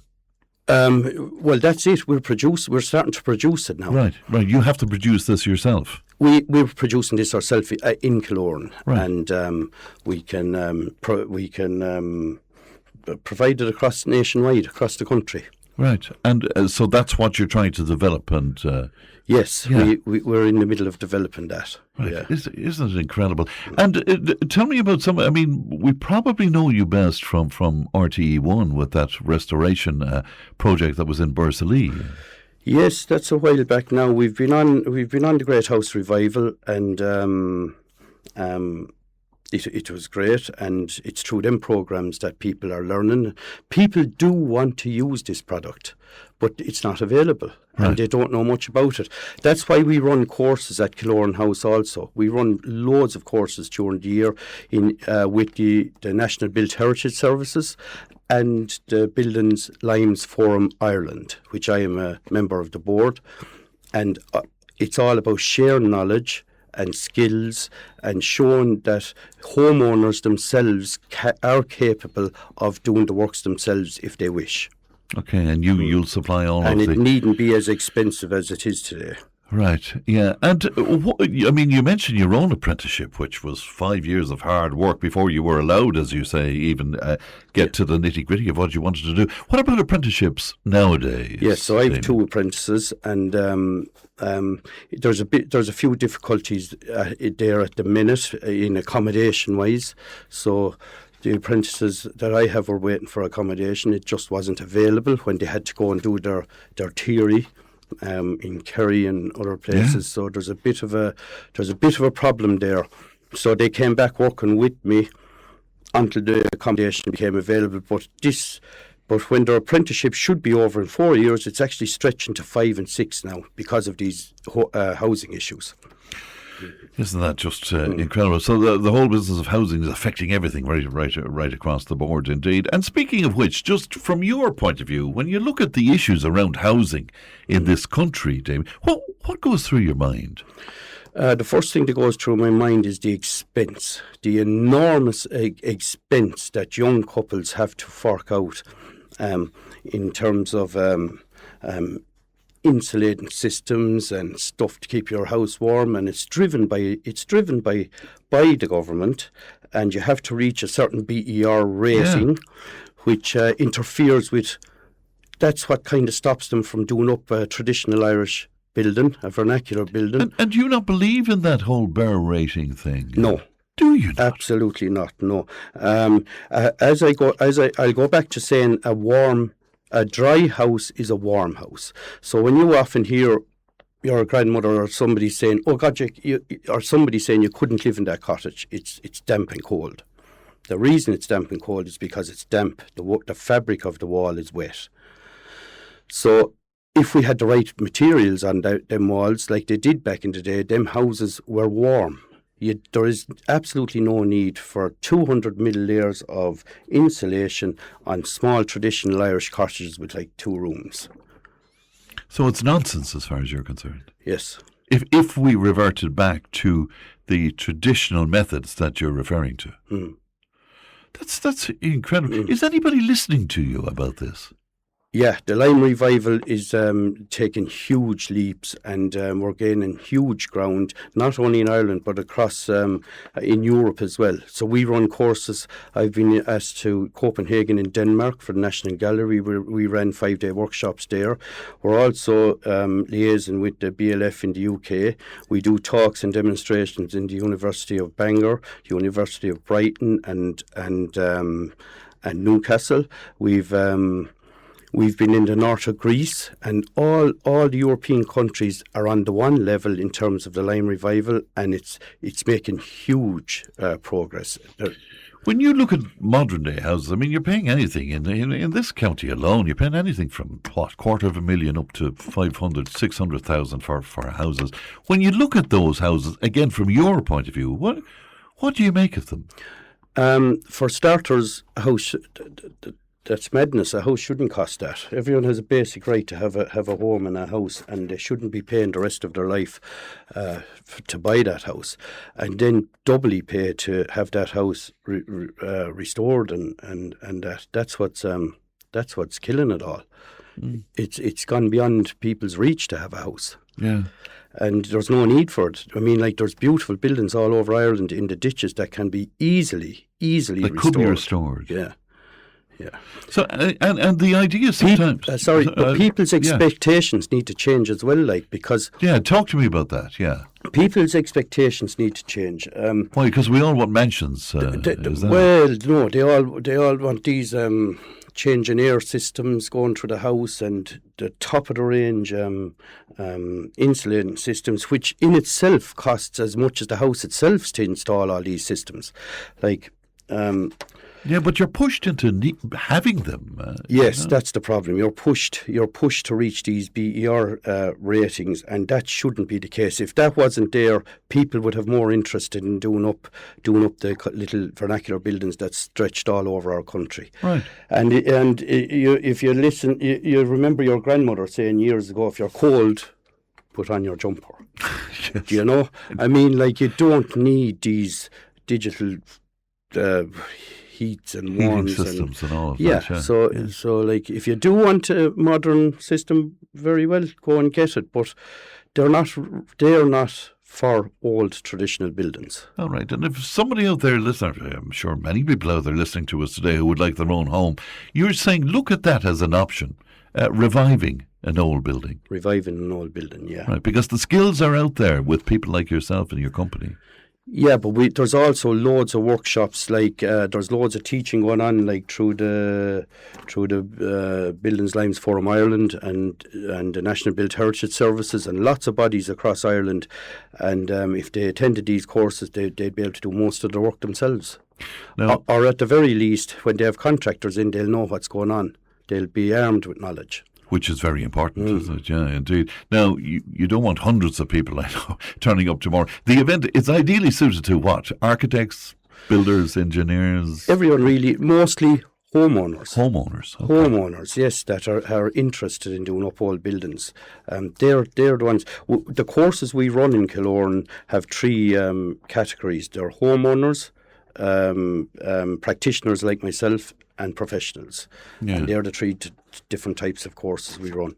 Yeah, it's fascinating work. Are young people interested in what you're doing, Dave? Very much so, yeah. A lot of young people attend our courses, and they go away armed with knowledge, and the enthusiasm out there is unbelievable. Right. But as I said, there are certain barriers. I looked up the word. I knew Vitruvian rang a bell with me somewhere. I looked it up this morning. What do you mean when you say Vitruvian, though? Why did you use that term? Well, he was a famous architect, Vitruvius, and we needed something just to highlight our the lime that we're making. Right. And it's a name that can stick and that, you know. Yeah, and it's very evocative as well, isn't it? It's lovely to see you, man. Thank you for sharing. So it's in Templetouhy tomorrow. From about what time? 11 to 4. 11 to 4. Yeah. Okay. So there's lots of events. There's practical events going on. We'll be making lime mortars and painting and plastering and lime washing and all that stuff going on. There'll be also a little video being ran in the dining room and things like that. Right, very good. If anybody wants to go along, we have that air code as well. It's E41Y925. That's E41Y925. But it's Templetouhy is outside of Thurs on the Moyne Road, isn't it? Yeah. So the whole thing, the whole bigger picture, like the bigger picture is it's all about the carbon in Ireland's construction industry. So construction in Ireland is responsible for around 38% of carbon emissions. A figure often compared to agriculture. The key difference is agriculture is part of a natural life cycle. Construction emissions, on the other hand, come largely from materials and processes that we can change. So we can do something about We can do something about that. So that means that construction is one of the clearest opportunities in Ireland has to reduce carbon and emissions. Emissions choice central to that. Very good indeed. Well, it's a fascinating story. Lovely to see you, Damien, and thanks for coming into us today. Yeah, thanks very much. Indeed. 1800 938 007. We're live from Nina. We'll take a break back in just a moment. Tipp FM's Tip Today. With Slattery's Garage, Puck On. Main Peugeot dealers in the Premier County. And now stocking the full range of the luxury French car brand DS Automobiles. Book your test drive today with Slattery's Garage, Puck On. See slatterysgarage.ie. Tip Today, in association with Slattery's of Puckon, your main Peugeot dealer for over 50 years in the Premier County. slatterysgarage.ie.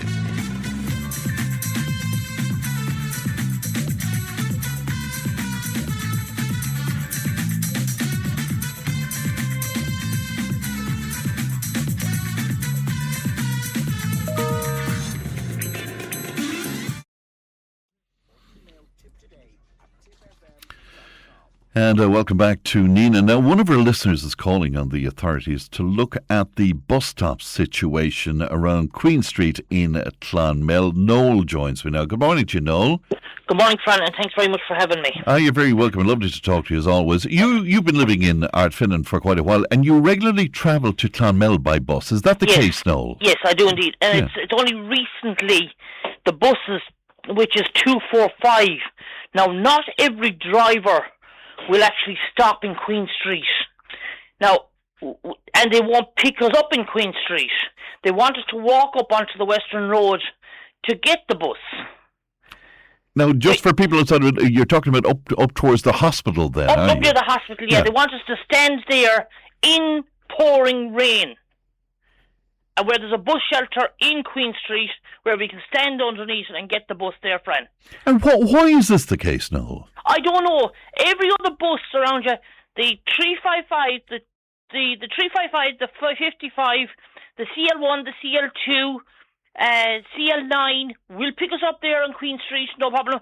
But it's the 245. Now, as I said to you, and I want to make it very clear, not every driver will stop. Some drivers will stop, will pick you up there, will drop you off there, but there's only particular drivers. Now, I bought this to the Bus Éireann authorities, right? Yes. And also to TFI, and I've also bought this on various TDs. And I've heard nothing back. Only one TD has come back to me, and that is Mr. Seamus Healy has come back to me yesterday. Right. Now, I know Seamus is listening in, and Seamus, I told Seamus I was going on air. Okay. But some people are very, very furious. And are there people with disability and issues and mobility issues affected by this, you think? I'll give you a prime example. Just before Christmas, two elderly ladies that could not walk up to Western Road, and they asked the bus driver to stop, and he wouldn't stop. And we actually had to hold hands and stand out in the middle of the road just to get the bus driver to stop. Wow. Now, like the question I have to ask everyone is, what's the point of us having a disability card or a free travel card if we can't be picked up there? But Noel, what is the story around that? Is it that the bus driver is obliged to stop where he's told to stop? Is that part of the problem, though, that he just can't stop anywhere, stop willy-nilly? To be honest, your friend, I'm 13 years down in Tipperary, right? I'm a blow into Tipperary. And when I moved into Tipperary, I always got on that bus there, that bus stop. Always did. Oh, did you? Okay, so always. Traditionally you could do that. It's only recent. And since Aldi and Bodega went in there, or Lidl and Bodega went in there, right? Yes. They have stopped the bus pulling in. For some reason, I don't know. Well, is that because there's a car park there now and there's lots of cars coming in and out? Is that part of the issue? Well, I wouldn't think so. I wouldn't think so. Like every other bus is pulling in except for 245 and on selective drivers.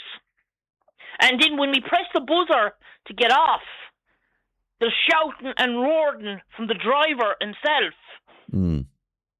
And we asked him to let us off there. Like, he wants us to walk up. It's either get off on the Western Road and walk down to Lidl, right, in the pouring rain, or go up to the bus station and walk back.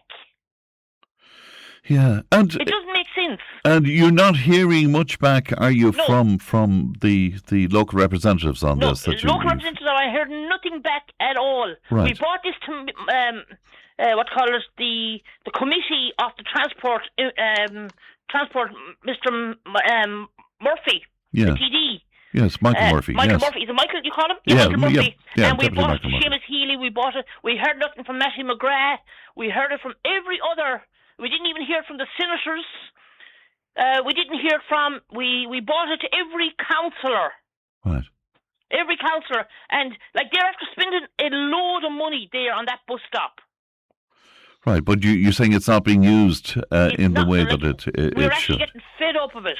Right, We're actually getting fed up that we have to walk up to the bus stop, go up to the bus stop or the bus station, and walk back into the town, which does not make sense. Right. There's a combination of different buses that you've been referring to. I mean, some are the national routes, that Waterford-Limerick route. That would be the 355. But you also mentioned there then what is very successful, which is the Clonmel town service. That would be the CL1 and CL2. CL2. That's absolutely magnificent. Yeah. I have nothing to say bad about that. Yeah. It's absolutely It's a great service, isn't it? Yeah. Great service for around the town. Like, where I came from the town of Portumna in County Galway. Yeah. We don't even have that. We might have a bus at 7 o'clock in the morning to go to Loughrea or Ballinasloe or to Scariff in County Clare. Right. Okay. But that's about it. But are you telling me that when you get on a bus in the morning or whenever and you're heading to it, you're not quite sure what the story is or where you're going to be let off then? Is that it? Yeah, that's it. Like, we actually have to say to the bus driver in Ardfinnan, are you dropping us off at Lidl or Aldi or where is it? And if he says no, we're dropping off at the Western Road. Like, the question that everyone's asking is, what's the point of us getting the bus if we have to walk into the town? Like from above the hospital. Right. Well, we're putting it out there now, Noel, and we'll see what we get back on that from Bus Éireann or from TFI, and we'll talk to some of the local reps as well, and we'll see what we can get from you where that is concerned. But it's not good, and you're saying to me people with mobility issues and disability issues, especially with people they're being forced to walk up the Western Road there. And, walk up to the top of Western Road where there's no shelter. I wouldn't mind if they put in a camp, not a camp, is a shelter. A bus shelter. Okay. Right? And it's like, if they're going to spend money, they might as well put in a bus shelter there, and people would have no problem. And I even asked for their opinions on this. Why, if we did put in a bus shelter there, would they walk up? They have no problem walking up if we have a bus shelter. But where there's an umbrella, and there's wind and rain, and the umbrella is pulled out of their hand, like the rain is belted down top of us. All right, Noel, good to talk to you. We wish you well and mind yourself. And thanks for coming on with us, Noel. Okay, thank you. Thank you. Good morning to you. That's Noel there. We're hearing all sorts of stories about buses being late and buses not turning up and one thing and another. So look, it's something we will go back to on the programme next week. We promise. A lot being made, and you've been hearing it in our news bulletins as well, of the DUP MP Gregory Campbell telling President Catherine Connolly yesterday, "You're in our country," and warned her against rewriting the past on her visit to Derry. Now, I think largely he took issue with the fact that she referred to the city as Derry as opposed to what he would like, which would be London Derry. But he went on to say, we're not leaving the United Kingdom, not now or any time in the future. So I think it's better if we try and ensure no one rewrites the past as we all build for the future. Now, Catherine Connolly, in fairness, was extremely diplomatic to the gentleman in question, because she just pointed out that we're here to listen and to learn from each other. So it was a lovely diplomatic answer. It certainly wouldn't have been my answer to said gentleman, but there you go. Wondering, what do you figure about that? What do you think about that? That engagement in Derry. 083 311 3311. A Friday panel is on the way. News is coming up. Tipp FM's Tip Today. With Slattery's Garage, Puck On. Main Peugeot dealers in the Premier County. And now stocking the full range of the luxury French car brand DS Automobiles. Book your test drive today with Slattery's Garage, Puck On. See slatterysgarage.ie. Tip Today, in association with Slattery's of Puckon, your main Peugeot dealer for over 50 years in the Premier County. slatterysgarage.ie.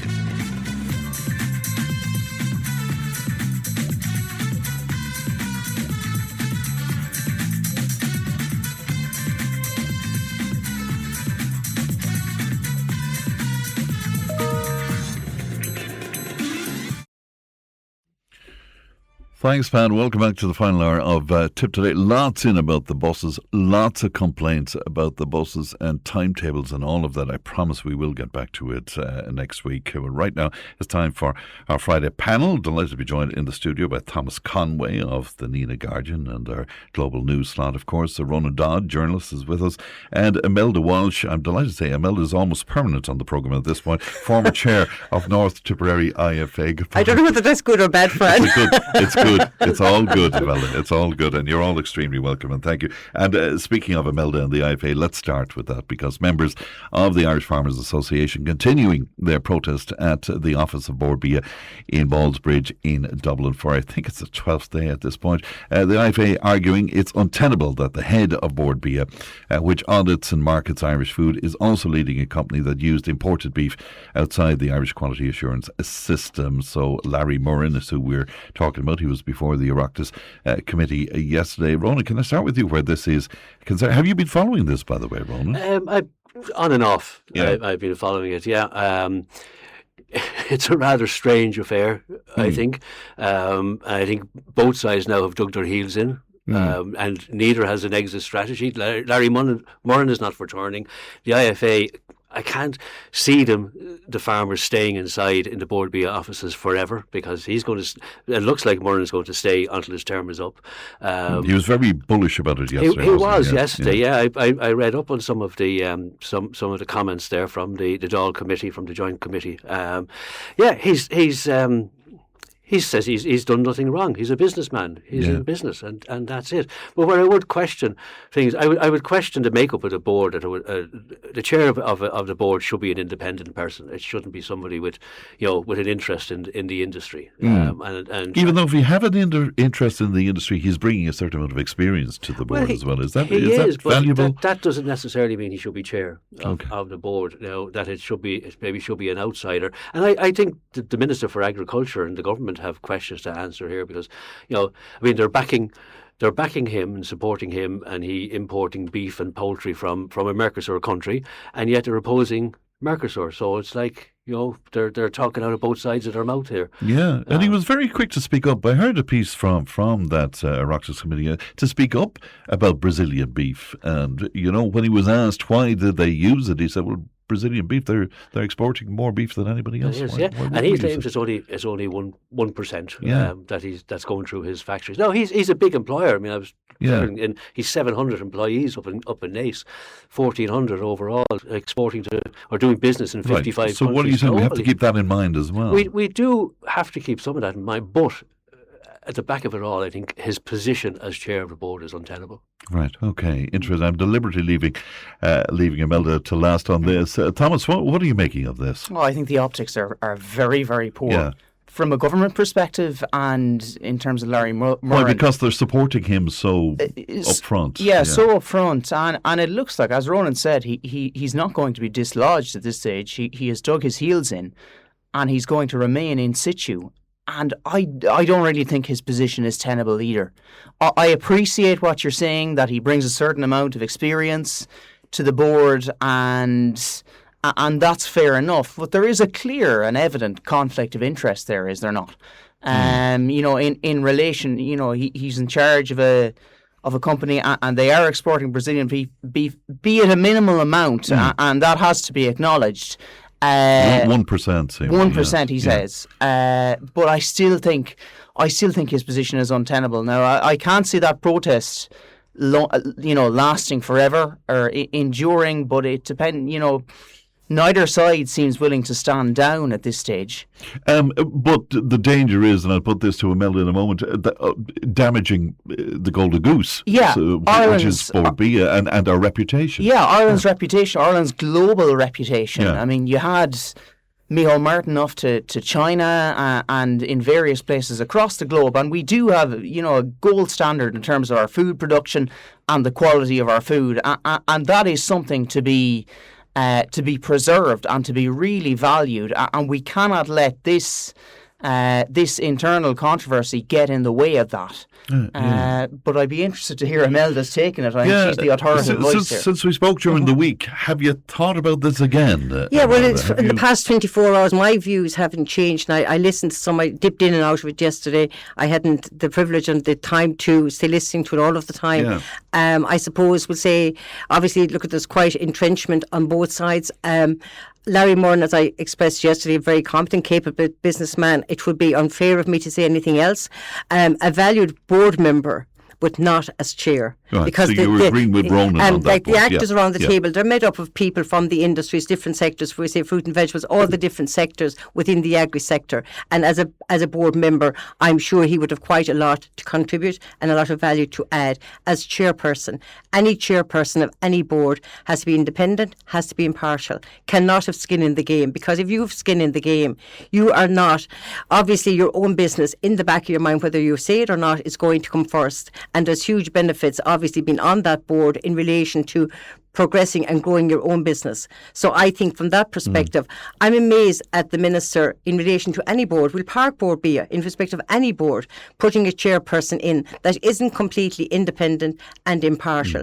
Now we have a situation where... was there critique of that at the time of his appointment? I don't know. Tara McCarthy was his predecessor. And I think it was a bit unfair of Micheál Martin and the Minister to say the growth. The growth was huge under... Simon Harris mainly. Simon Harris in respect of, we'll say when Tara McCarthy was there.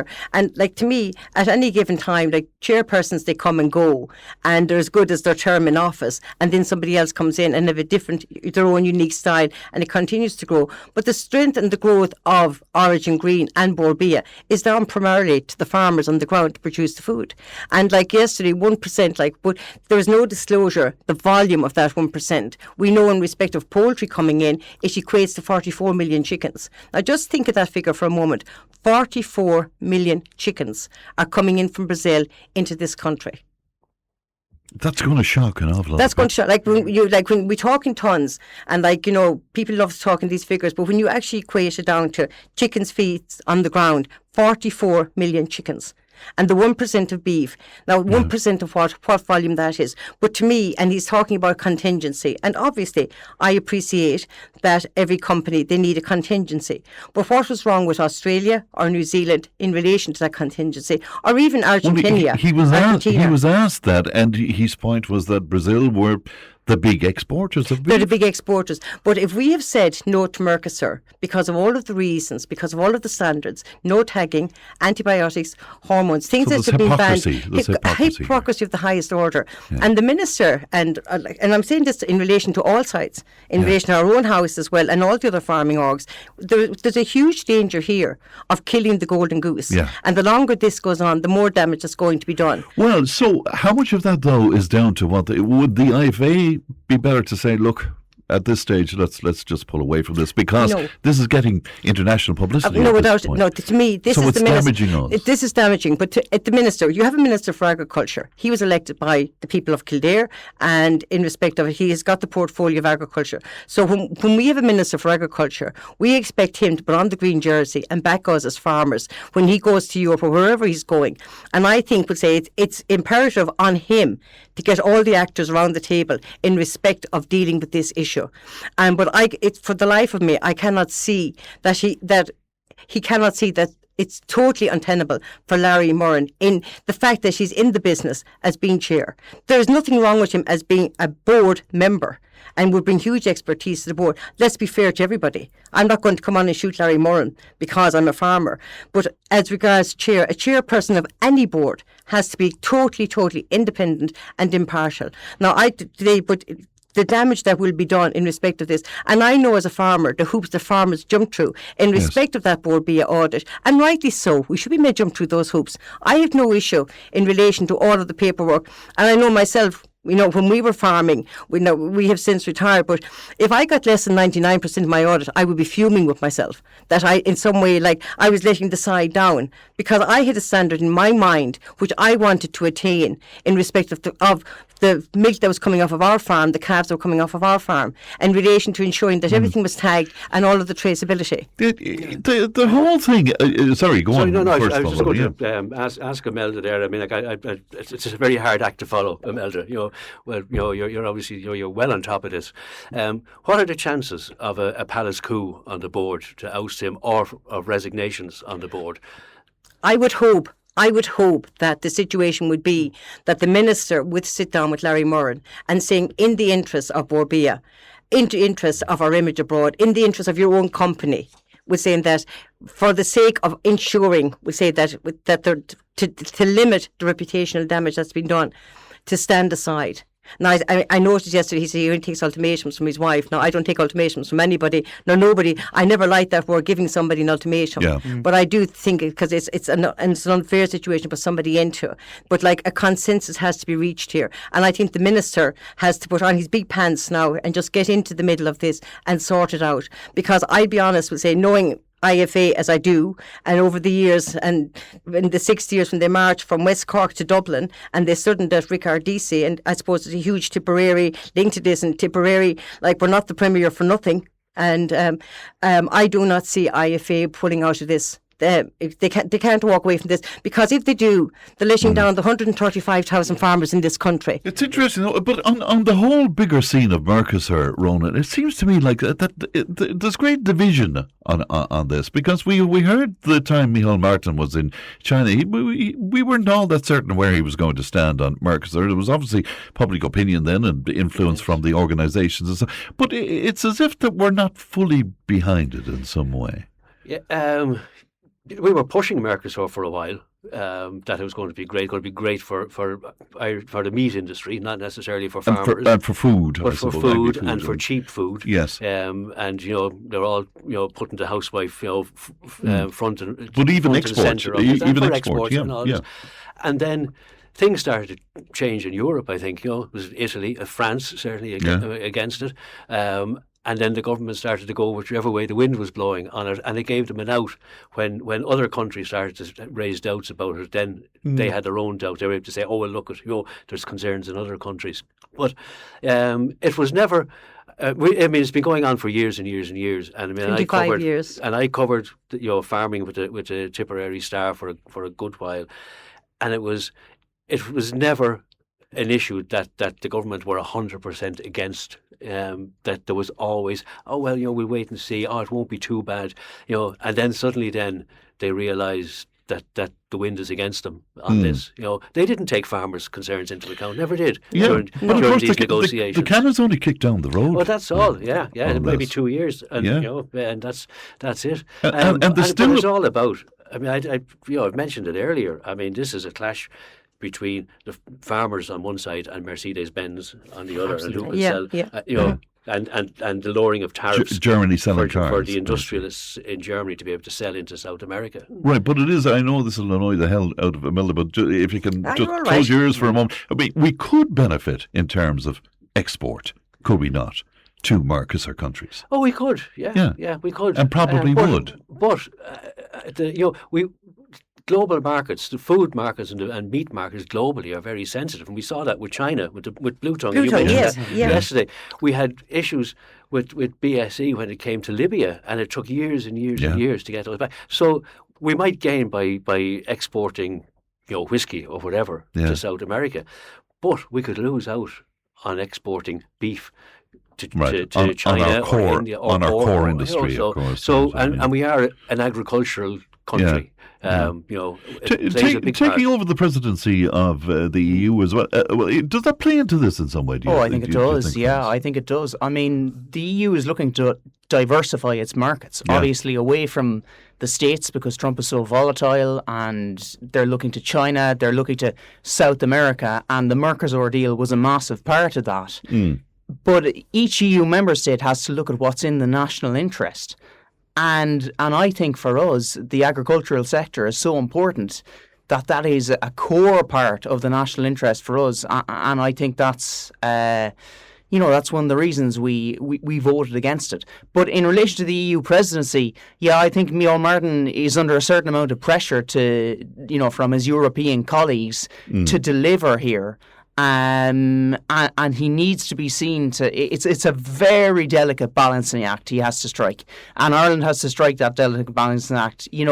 Throughout the Brexit years, the EU had our back, and now we're in a different situation. Now Ireland taking on the EU presidency in a very, very volatile time, and I think he will have to toe the EU line to a certain extent on things like... And just a final word on it, Mr. Murren said yesterday that he wanted to engage with farming organisations, and he wanted to engage about this, but that they wouldn't engage with him and they'd engage with him. Do you want to take President that Francie Gorman was on primetime last night with Fran and another Fran, not quite as eloquent as you, however.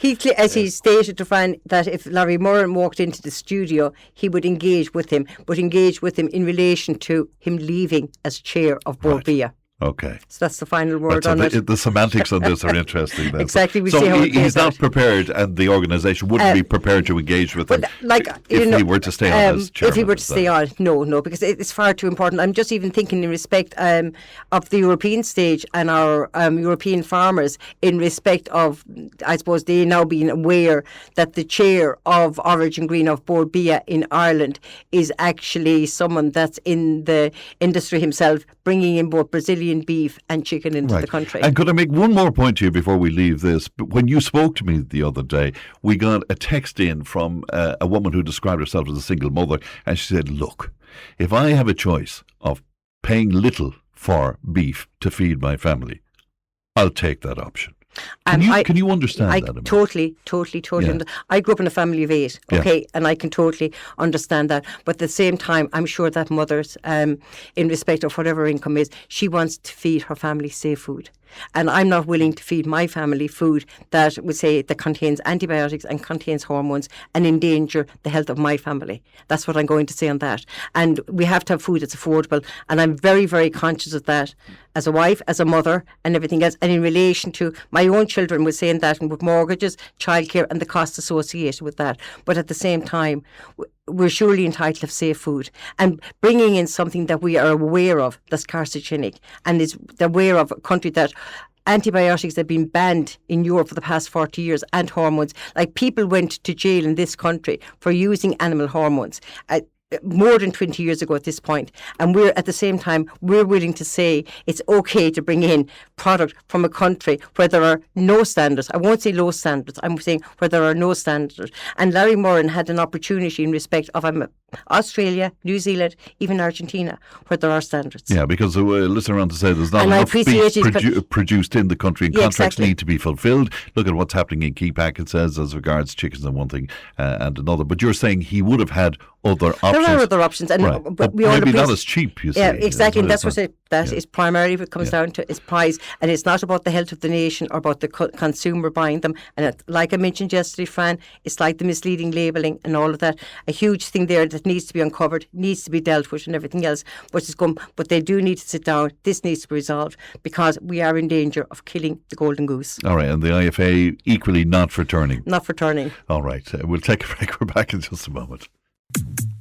Tipp FM's Tip Today. With Slattery's Garage, Puck On. Main Peugeot dealers in the Premier County. And now stocking the full range of the luxury French car brand DS Automobiles. Book your test drive today with Slattery's Garage, Puck On. See slatterysgarage.ie. Tip Today, in association with Slattery's of Puckon, your main Peugeot dealer for over 50 years in the Premier County. slatterysgarage.ie.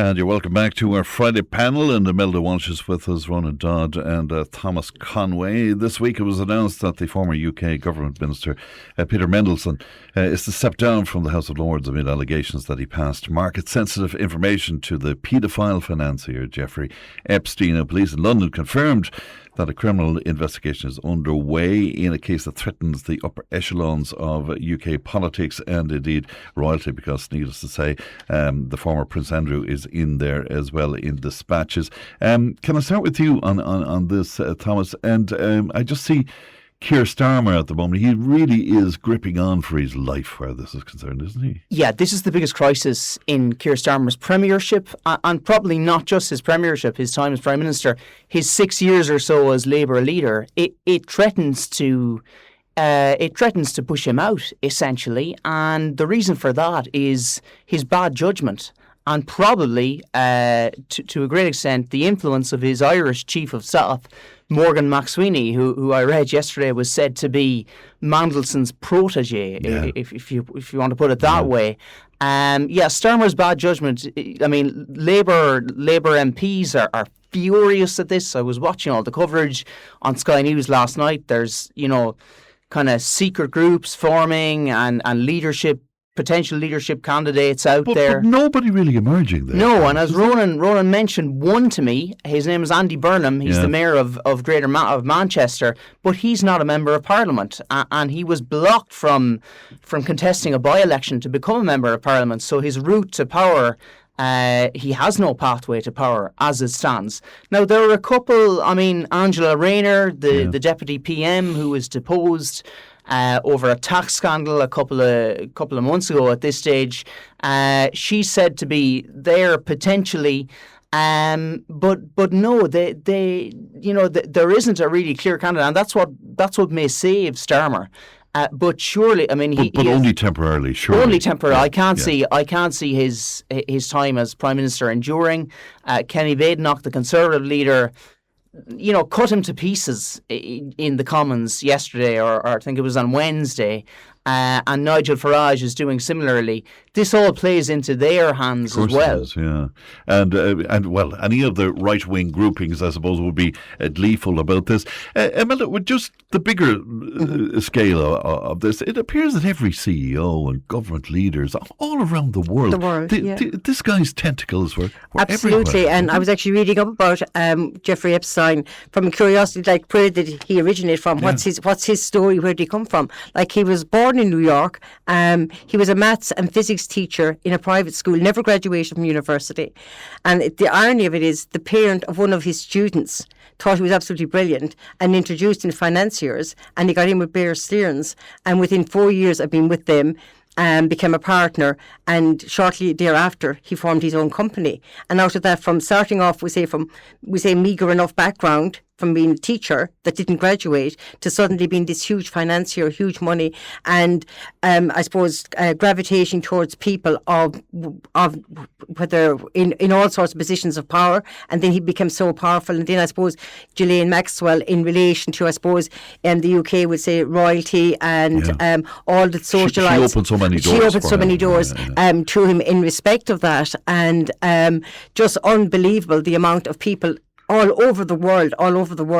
And and let's not forget here, like we say, and like people talk about the young women, like these weren't women, these were children that were taken and were raped. And I'm glad you're saying that, because it seems to me that over the last few days in particular, there's very little talk about the victims. Very little talk about the victims. That's exactly my point. There's very little talk, and somehow we say the language has changed. We say calling them young women. They weren't women. They were children that were raped. Yeah. And let's not forget that. And sometimes people don't like using the uncomfortable language. We don't like the word rape, because in some ways that makes it all the more uncomfortable in respect of it. And like we see all the jaw-dropping names that were associated with him with saying that.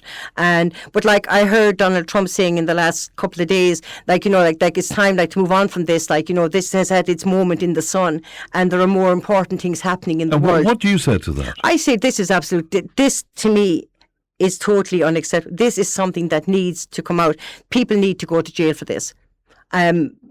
The former Prince Andrew in my mind, needs to go to jail for this.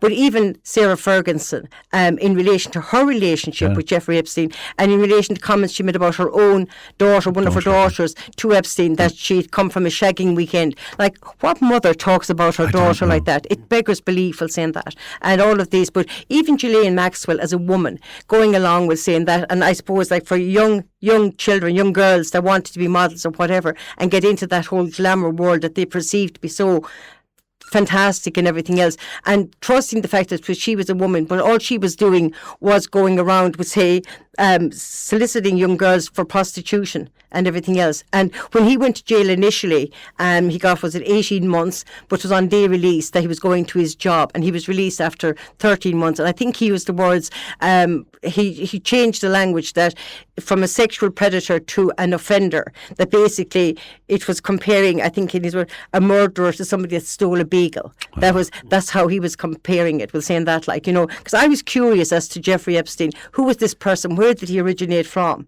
And this is where he originated from, and the power was saying that. And then he done the cowardly thing, of course, and took his own life was saying that.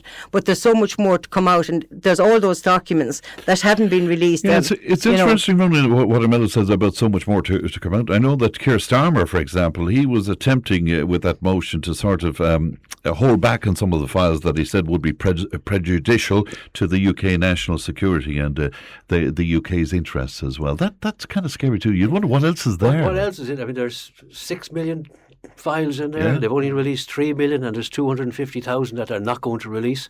And yeah, you do have to ask what's in there. And I mean, Donald Trump and the MAGA movement, made their pitch on getting rid of the deep state and getting in and going in and find this cabal of paedophiles that were running the country. It turns out they were very close to their own circle, and now Trump wants to move on from it because it will get closer and closer to him. To me, it's interesting that the only fallout from this has been on this side of the pond. Mm-hmm. There has been nothing in America. You see pictures of Trump whispering into Epstein's ear constantly, but there's nothing. Nobody is resigning over there. Nobody is losing their job. And is it inevitable that this is going to have to emerge over there? I think it's going to have to. But it was interesting to hear what Imelda was saying about Epstein's background. I mean, he's like never has the term Svengali character been more apt or appropriate for somebody, and that's what he was. But surely the big question, and he was just a lightning rod. We could easily fall into conspiracy theories here, but the big question is, who was directing him? Well, I sometimes I wonder, was he, part of some Russian plot to undermine the state? Because things have happened, because it's the type of thing, the compromat, that he has on people. Yeah. Is it not more likely that there's an Israeli element there? Then? Is that not more likely? No, I would still lean towards the Russian. I'd lean towards the Russian end of it. Yeah. Because I mean, he's destroyed. He's destroyed Keir Starmer. He's destroyed the royal family. He's destroyed Mandelson. He's destroyed the Labour Party in Britain. Yeah. And what more? Could Putin want? And have you thought about that, Thomas? What is the point? What was the point of it all? What is the point of it all still, do you think? In a word, power, maybe? Power control? Power, control, that sort of thing. For whom? Yeah, it's an intriguing question, really, isn't it? I mean, obviously, Epstein and the people alongside him were so drugged by power and wealth that they felt they were practically, infallible, that nobody could take them down, and they were able to do more or less what they liked in the world. And that, to me, is appalling. And of course, like, the victims have to be at the heart of this. Yeah. That cannot be emphasised enough. The children who were exploited and manipulated and raped and so on, they always have to be borne in mind. But the possibilities are limitless. Like you mentioned, potential Israeli influence, Russian influence, perhaps. Nothing would surprise me at this stage because so much has come out. It will be very interesting to see what Bill and Hillary Clinton say before that congressional committee. They've been asked to testify. They were forced. They're forced to testify, rather, now, and have agreed to come forward. I mean, Steve Bannon is implicated. Just on that for a moment, did I hear as well that, this is really strange to me, that Bill Clinton is insisting on it being televised live, Yeah, well, I haven't heard that, but that's a... Why would that be in his interest? Well, he clearly feels he has nothing to hide, and I suppose it is worth noting that although, he should not have, had a relationship of any sort with Epstein, given what we now know, it doesn't imply guilt. Yes, there's and no it's important to point that out.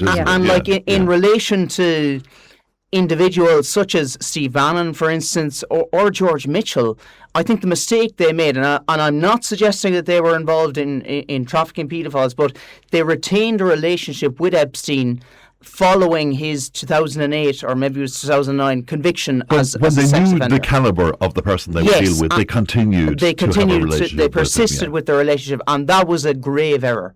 I think anyone who any kind of decent person at all who identified Epstein as a sex offender would have said, hold on. And that's the word, decency, isn't it? And what does it say about the moral compass or the ethics of all of these world leaders? Exactly, Fran. And bright people, people from academia. That's my point with saying that. Like, we can say there's conspiracy in Russia or Israel, whoever was saying that. But at the end of the day, nobody was handcuffed. Nobody was forced to be associated with Jeffrey Epstein. Nobody was forced to rape children. Nobody was forced to be part of that whole circle in relation to what was going on. There were choices that were made by adults, choices that weren't given to the children that were the victims in these cases. It's been going on. The rich and the powerful have behaved like this from Roman emperors right up. So we shouldn't be surprised. We shouldn't be surprised that they feel that they're infallible. Look at Berlusconi and his bunga bunga parties back in and all of that. Or going back even further. I'm old enough to remember Cynthia Payne and her little black diary or whatever it was. And she was offering drinks and young girls to MPs and including I believe one Irish TD. So it has been part of that rich and powerful circus. And they all live in this bubble. Some of the names really, Chomsky really surprised me for some reason or other. Because I would have been a fan of his to some degree.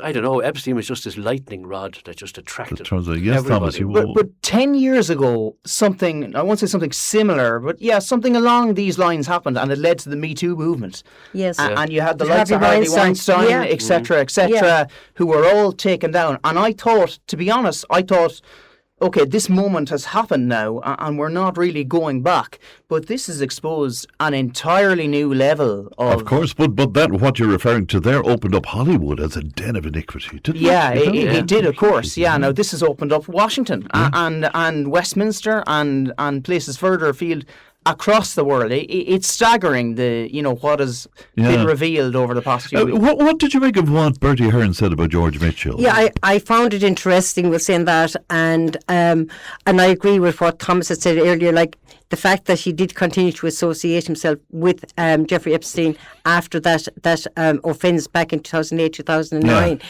obviously was compromised him, so guilty by association. Unfortunately, that's the way it goes. But just talking, we're talking about Epstein and we're talking about Harvey Weinstein. Like, let's us not forget in relation to our own country and, in relation to the mother and baby homes, all those misfortunate babies that died below in Galway, when all the revelations came out in relation to the clergy and church and state and their closeness and how women were treated. And again, it's about control. And let's be honest here, there's a similar theme running through all of this, and the theme is women and children. And it's like rock at the moment in relation to what's going on there. And the one thing it comes back to, it's the abuse of women and children is at the heart of it. That's very interesting. But it's a fact, Fran. It's very sobering to think about that. And you're and right. We can talk about, but we had it here as well. And I'm delighted to see a spotlight being shone on this. But let's not forget what And I was just reading the last few days. I think is it 40 years or maybe 50 years since Anne Lovett, when she had her baby above in Granard. I think it's actually 50 years. And like the Ireland, our lovely holy country that we saints and scholars. Lots of things happened here over a long, long time. So you're saying be careful about getting on the high moral ground here. We're not getting on the high moral ground, but I think it's that we need to be mindful in relation to our conversations and just remember our own history and to ensure that we look after people, that we look after vulnerable people. And I think there's a documentary on Monday and Tuesday night in relation to mental health and all of that, and that's going to open a huge can of worms also in respect of how we treat people. Well said. All right, we're going to take a break. We're back with our panel in just a moment. Tipp FM's Tip Today. With Slattery's Garage, Puck On. Main Peugeot dealers in the Premier County. And now stocking the full range of the luxury French car brand DS Automobiles. Book your test drive today with Slattery's Garage, Puck On. See slatterysgarage.ie. Tip Today, in association with Slattery's of Puckon, your main Peugeot dealer for over 50 years in the Premier County. slatterysgarage.ie.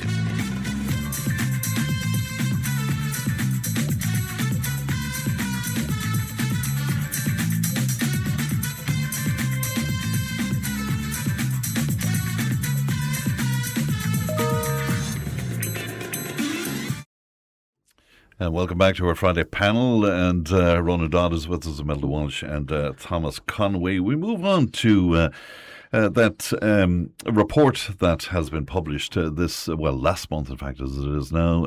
Drug Education Officer with the HSE, John Leahy, was with me in studio talking about the Youth Drinking Ireland report, highlighting that alcohol consumption for young people between 15 and 24 has surged by 12% to 78% since 2016. Now, this was kind of news to me because I kind of was of the opinion that there was less drinking done. But what about you on that, Ronan? Yeah, I was the same. It came as a surprise to me that. But then young people have always experimented with drink and and drugs, and it'll probably be ever thus. So it's not unexpected, but it was still a surprise. We have to go back. I mean, where do you look to try and solve this? I mean, go back to education, go back to health education. But there's never been as much education, I think, about health. We all grew up. I think a lot of us around it, maybe except for Thomas there, when cider parties were all the rage out in fields. We've gone away from that, I think, to where now. We have, but John Leahy made a very interesting point. He said we have gone away from that. But I mean, how many pints of cider really could a young lad or young girl take? Whereas now they're drinking from the top shelf all of the time. Well, they are. It's much more dangerous to their health. It is. And if you take a country like Belgium, where 16-year-olds can drink beer and wine, but they can't drink spirits. And maybe we have to look at having a proper cafe culture. I mean, I was away, both in Greece there and in Lithuania, and 11 o'clock, 12 o'clock at night, lots of kids sitting outside cafes, drinking milkshakes and coffees and teas. And that's what we need. And are we not moving towards that? But we're not. I don't think we are. I don't think we give kids the opportunities to do things like that. And that's why, we have kids, who are getting drunk on the streets is because we don't show them that alternative. We ban kids in the under 16s in the pub after 9 o'clock. No reason for it. If they're going in and they're having a coffee or is that because there are so many people inside the pub who are getting drunk that we don't want the kids to see it, or is it that we think they should be at home in bed? And you see that as nonsense, do you? I do. I see that as nonsense. And it's like the pledge. Which should have gone out with the horse trams. In fact, there's a great reference to the pledge in Brendan Behan's story, the confirmation suit, where the main character faints when the pledge is being administered, and the father says to him afterwards, "That was a stroke of genius." A lot of people genuinely took the pledge, and it was great for them. They didn't drink, and sure, what's wrong with that, Ronan Dodd? Says he, feeling to be a total hypocrite. Crazy, No, look, it's if 55,000 underage people are starting to drink every year, we need to have a look and see why. And you have to be serious about it as well. It is because it will manifest itself down the road in health issues. Yeah. In hospital But it is interesting. Whenever Irish people talk about, even try to seriously talk about alcohol, there's always a big laugh at the end of it. We're all at it. We have a problem. We have a problem in this country. It's a cultural problem with it. It is a cultural problem. We have a problem with alcohol. Amelda, you're smiling from ear to ear. I'm smiling. I'm smiling in respect of the pledge. I'll inform you, Ronan, we've moved on a little bit from the pledge now to the pledge no longer now is administered on the day of the confirmation. Right. It's a number of weeks later.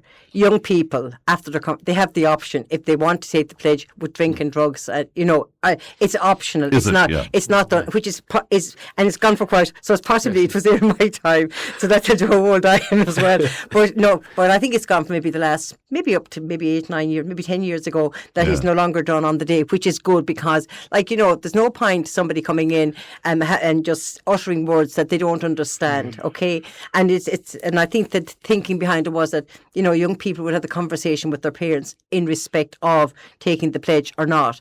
But likewise, like yourself and Ronan, I was surprised to hear that the number had gone up because I would have thought the opposite.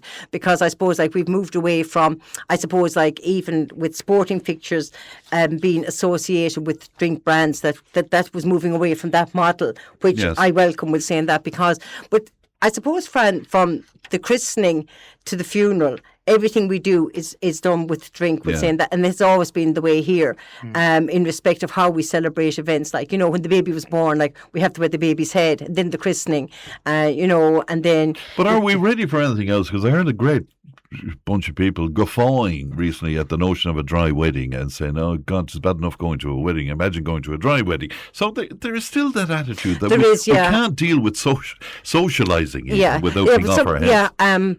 That's possibly a little bit unfair because I suppose.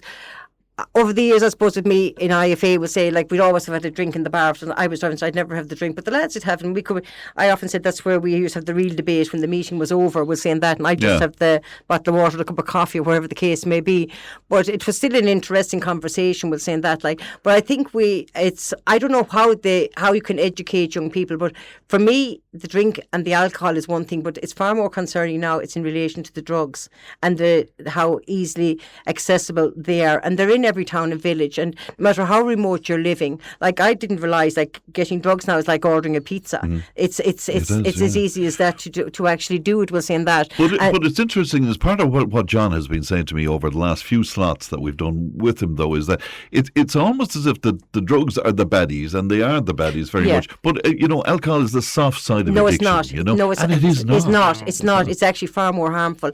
And in relation to, it's one thing going to the wedding and having a couple too many, we'll say that, and that's the end of it. But for families that live with that alcohol addiction, we'll say that, where there's a parent or a child in the family, that's constantly addicted to alcohol, and the negative impacts that has on that whole family structure, and how that family is able to manage itself in the sense of. And do you agree with Ronan that maybe moving towards towards a more and I cafe culture. You go abroad and you see it's and it's very normalised. We'll say in that and you do the glass of wine, but it isn't that we have to drink the whole bottle. And it's much more sociable. But it's just we haven't got, and I don't think we know how to get to that point. I don't think that we know how to actually get to the point of doing it sociable. I did dry January, Imelda, and I didn't want to go anywhere. I was almost hibernating because I couldn't face anything that didn't involve a drink. Yeah, exactly. I suppose, but we all like to have a drink or two. Like I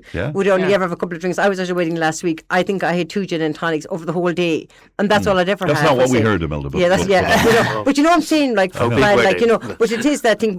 And there is always, even for people, if you're out, we're saying that. And I just heard a young fella that went to college a number of years ago, and he was doing his masters, but he was gone to the pub on a Wednesday night, and the soccer was on. He'd watch, but he just said, even though he wasn't from Dublin, because he was having a pint, all the lads around the corner engaged with him. Right. And it seems to be because sometimes maybe we feel that somebody that's not drinking is counting how many pints or how many cigarettes we have, like when we smoked before, and everything else. But I don't know how we manage to change our culture, and there's a massive job of work. It's not going to be that simple Thomas, to do. What are you making of that? By the way, are you surprised at the figures? Because in recent years, that narrative is that youth drinking is no longer an issue, but this data, consumption has surged in the last decade. So are you surprised at that? Yes and no. I mean, I would have seen it when I was growing up. There was always an excessive drinking culture, and I think, as Ronan said a little while ago,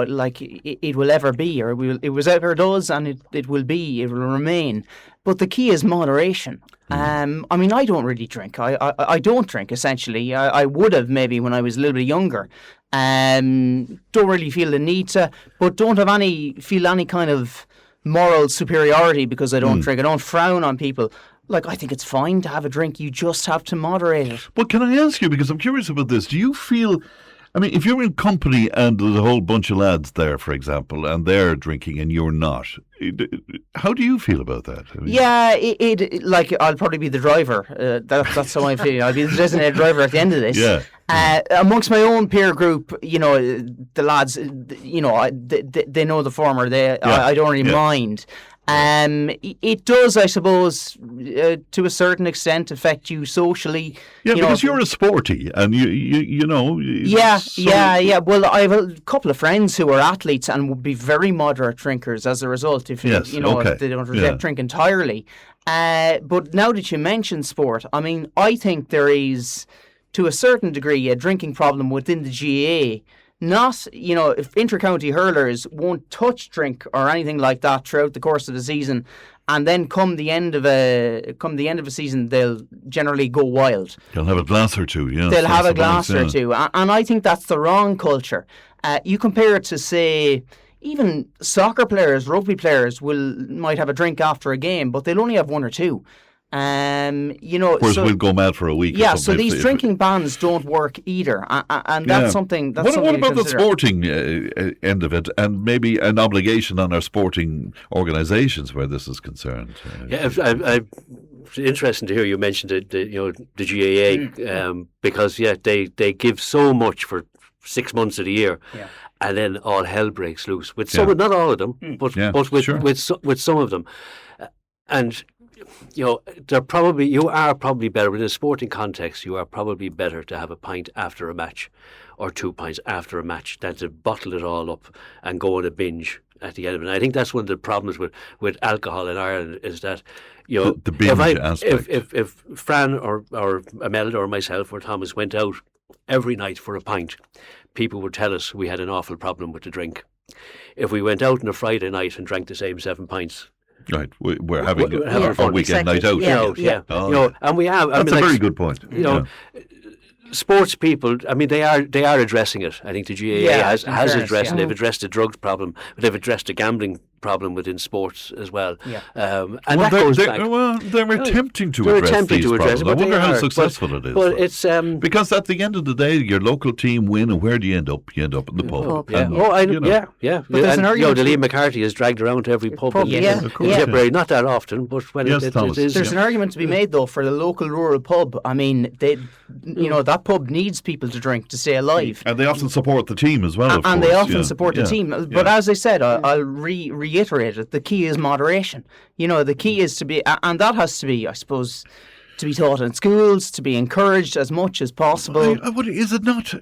Have we more education than ever before? Yeah, that's a fair point. Though, yeah, really, that's a fair point. I mean, it comes down to choices, really, and I'm perfect. And then some people really suffer. And again, we were making this point during the week. If you see a group, and let me stick with young lads for a moment. If you see a group of young lads, and they're all drinking the same amount, and there's one pup among them, and that's the poor devil who's going to have the problem. Yes. He's the guy that's not going to walk away unscathed from No, and exactly, and there's always casualties, and not in the sense of as in an accident, but there are always casualties. But it's no more than like the lads that'll go to the race the night of the dogs or go to the horses, whatever, and they'll throw on maybe a fiver or whatever, and they leave it at that. And then you've the whole other side of it where they have the phone out and they're gambling all the time online. It's an addiction, we're saying that. And for most people, they're able to go out and have the few drinks and leave it at that. And then obviously there are the whole wider issues that impact hugely on families. But unfortunately, there is the culture of it, and it's how we manage and how we're going to address that. I don't know. And you're right in relation to education, because at the moment in schools, between drinking, between drugs, between social media, there are so many things in respect of it. I don't know. We say where the time is going to come in schools. And the final word on it, Ronald. I think some of the health education on it is aimed at the damage it can do to you, and nobody emphasises that it can also be beneficial. Oh, that's It can be nice to sit outside a pub somewhere and be sociable and have a pint or a glass of wine or whatever. So would that be the pragmatic way of educating? I think it would. I mean, there are social, mental benefits even, to be able to go out and socialise and to just sip a pint. Interesting. That's it. Thanks, an excellent panel. Thank you so much, Imelda, Ronan and Thomas. That's it from me. Leanne produced, Ali looks after content, Stephen has the Time Tunnel on the Lunchtime Show, and I'll talk to you on Monday. Look after yourselves. Bye-bye. Tipp FM's Tip Today. With Slattery's Garage, Puck On. Main Peugeot dealers in the Premier County. And now stocking the full range of the luxury French car brand DS Automobiles. Book your test drive today with Slattery's Garage, Puck On. See slatterysgarage.ie.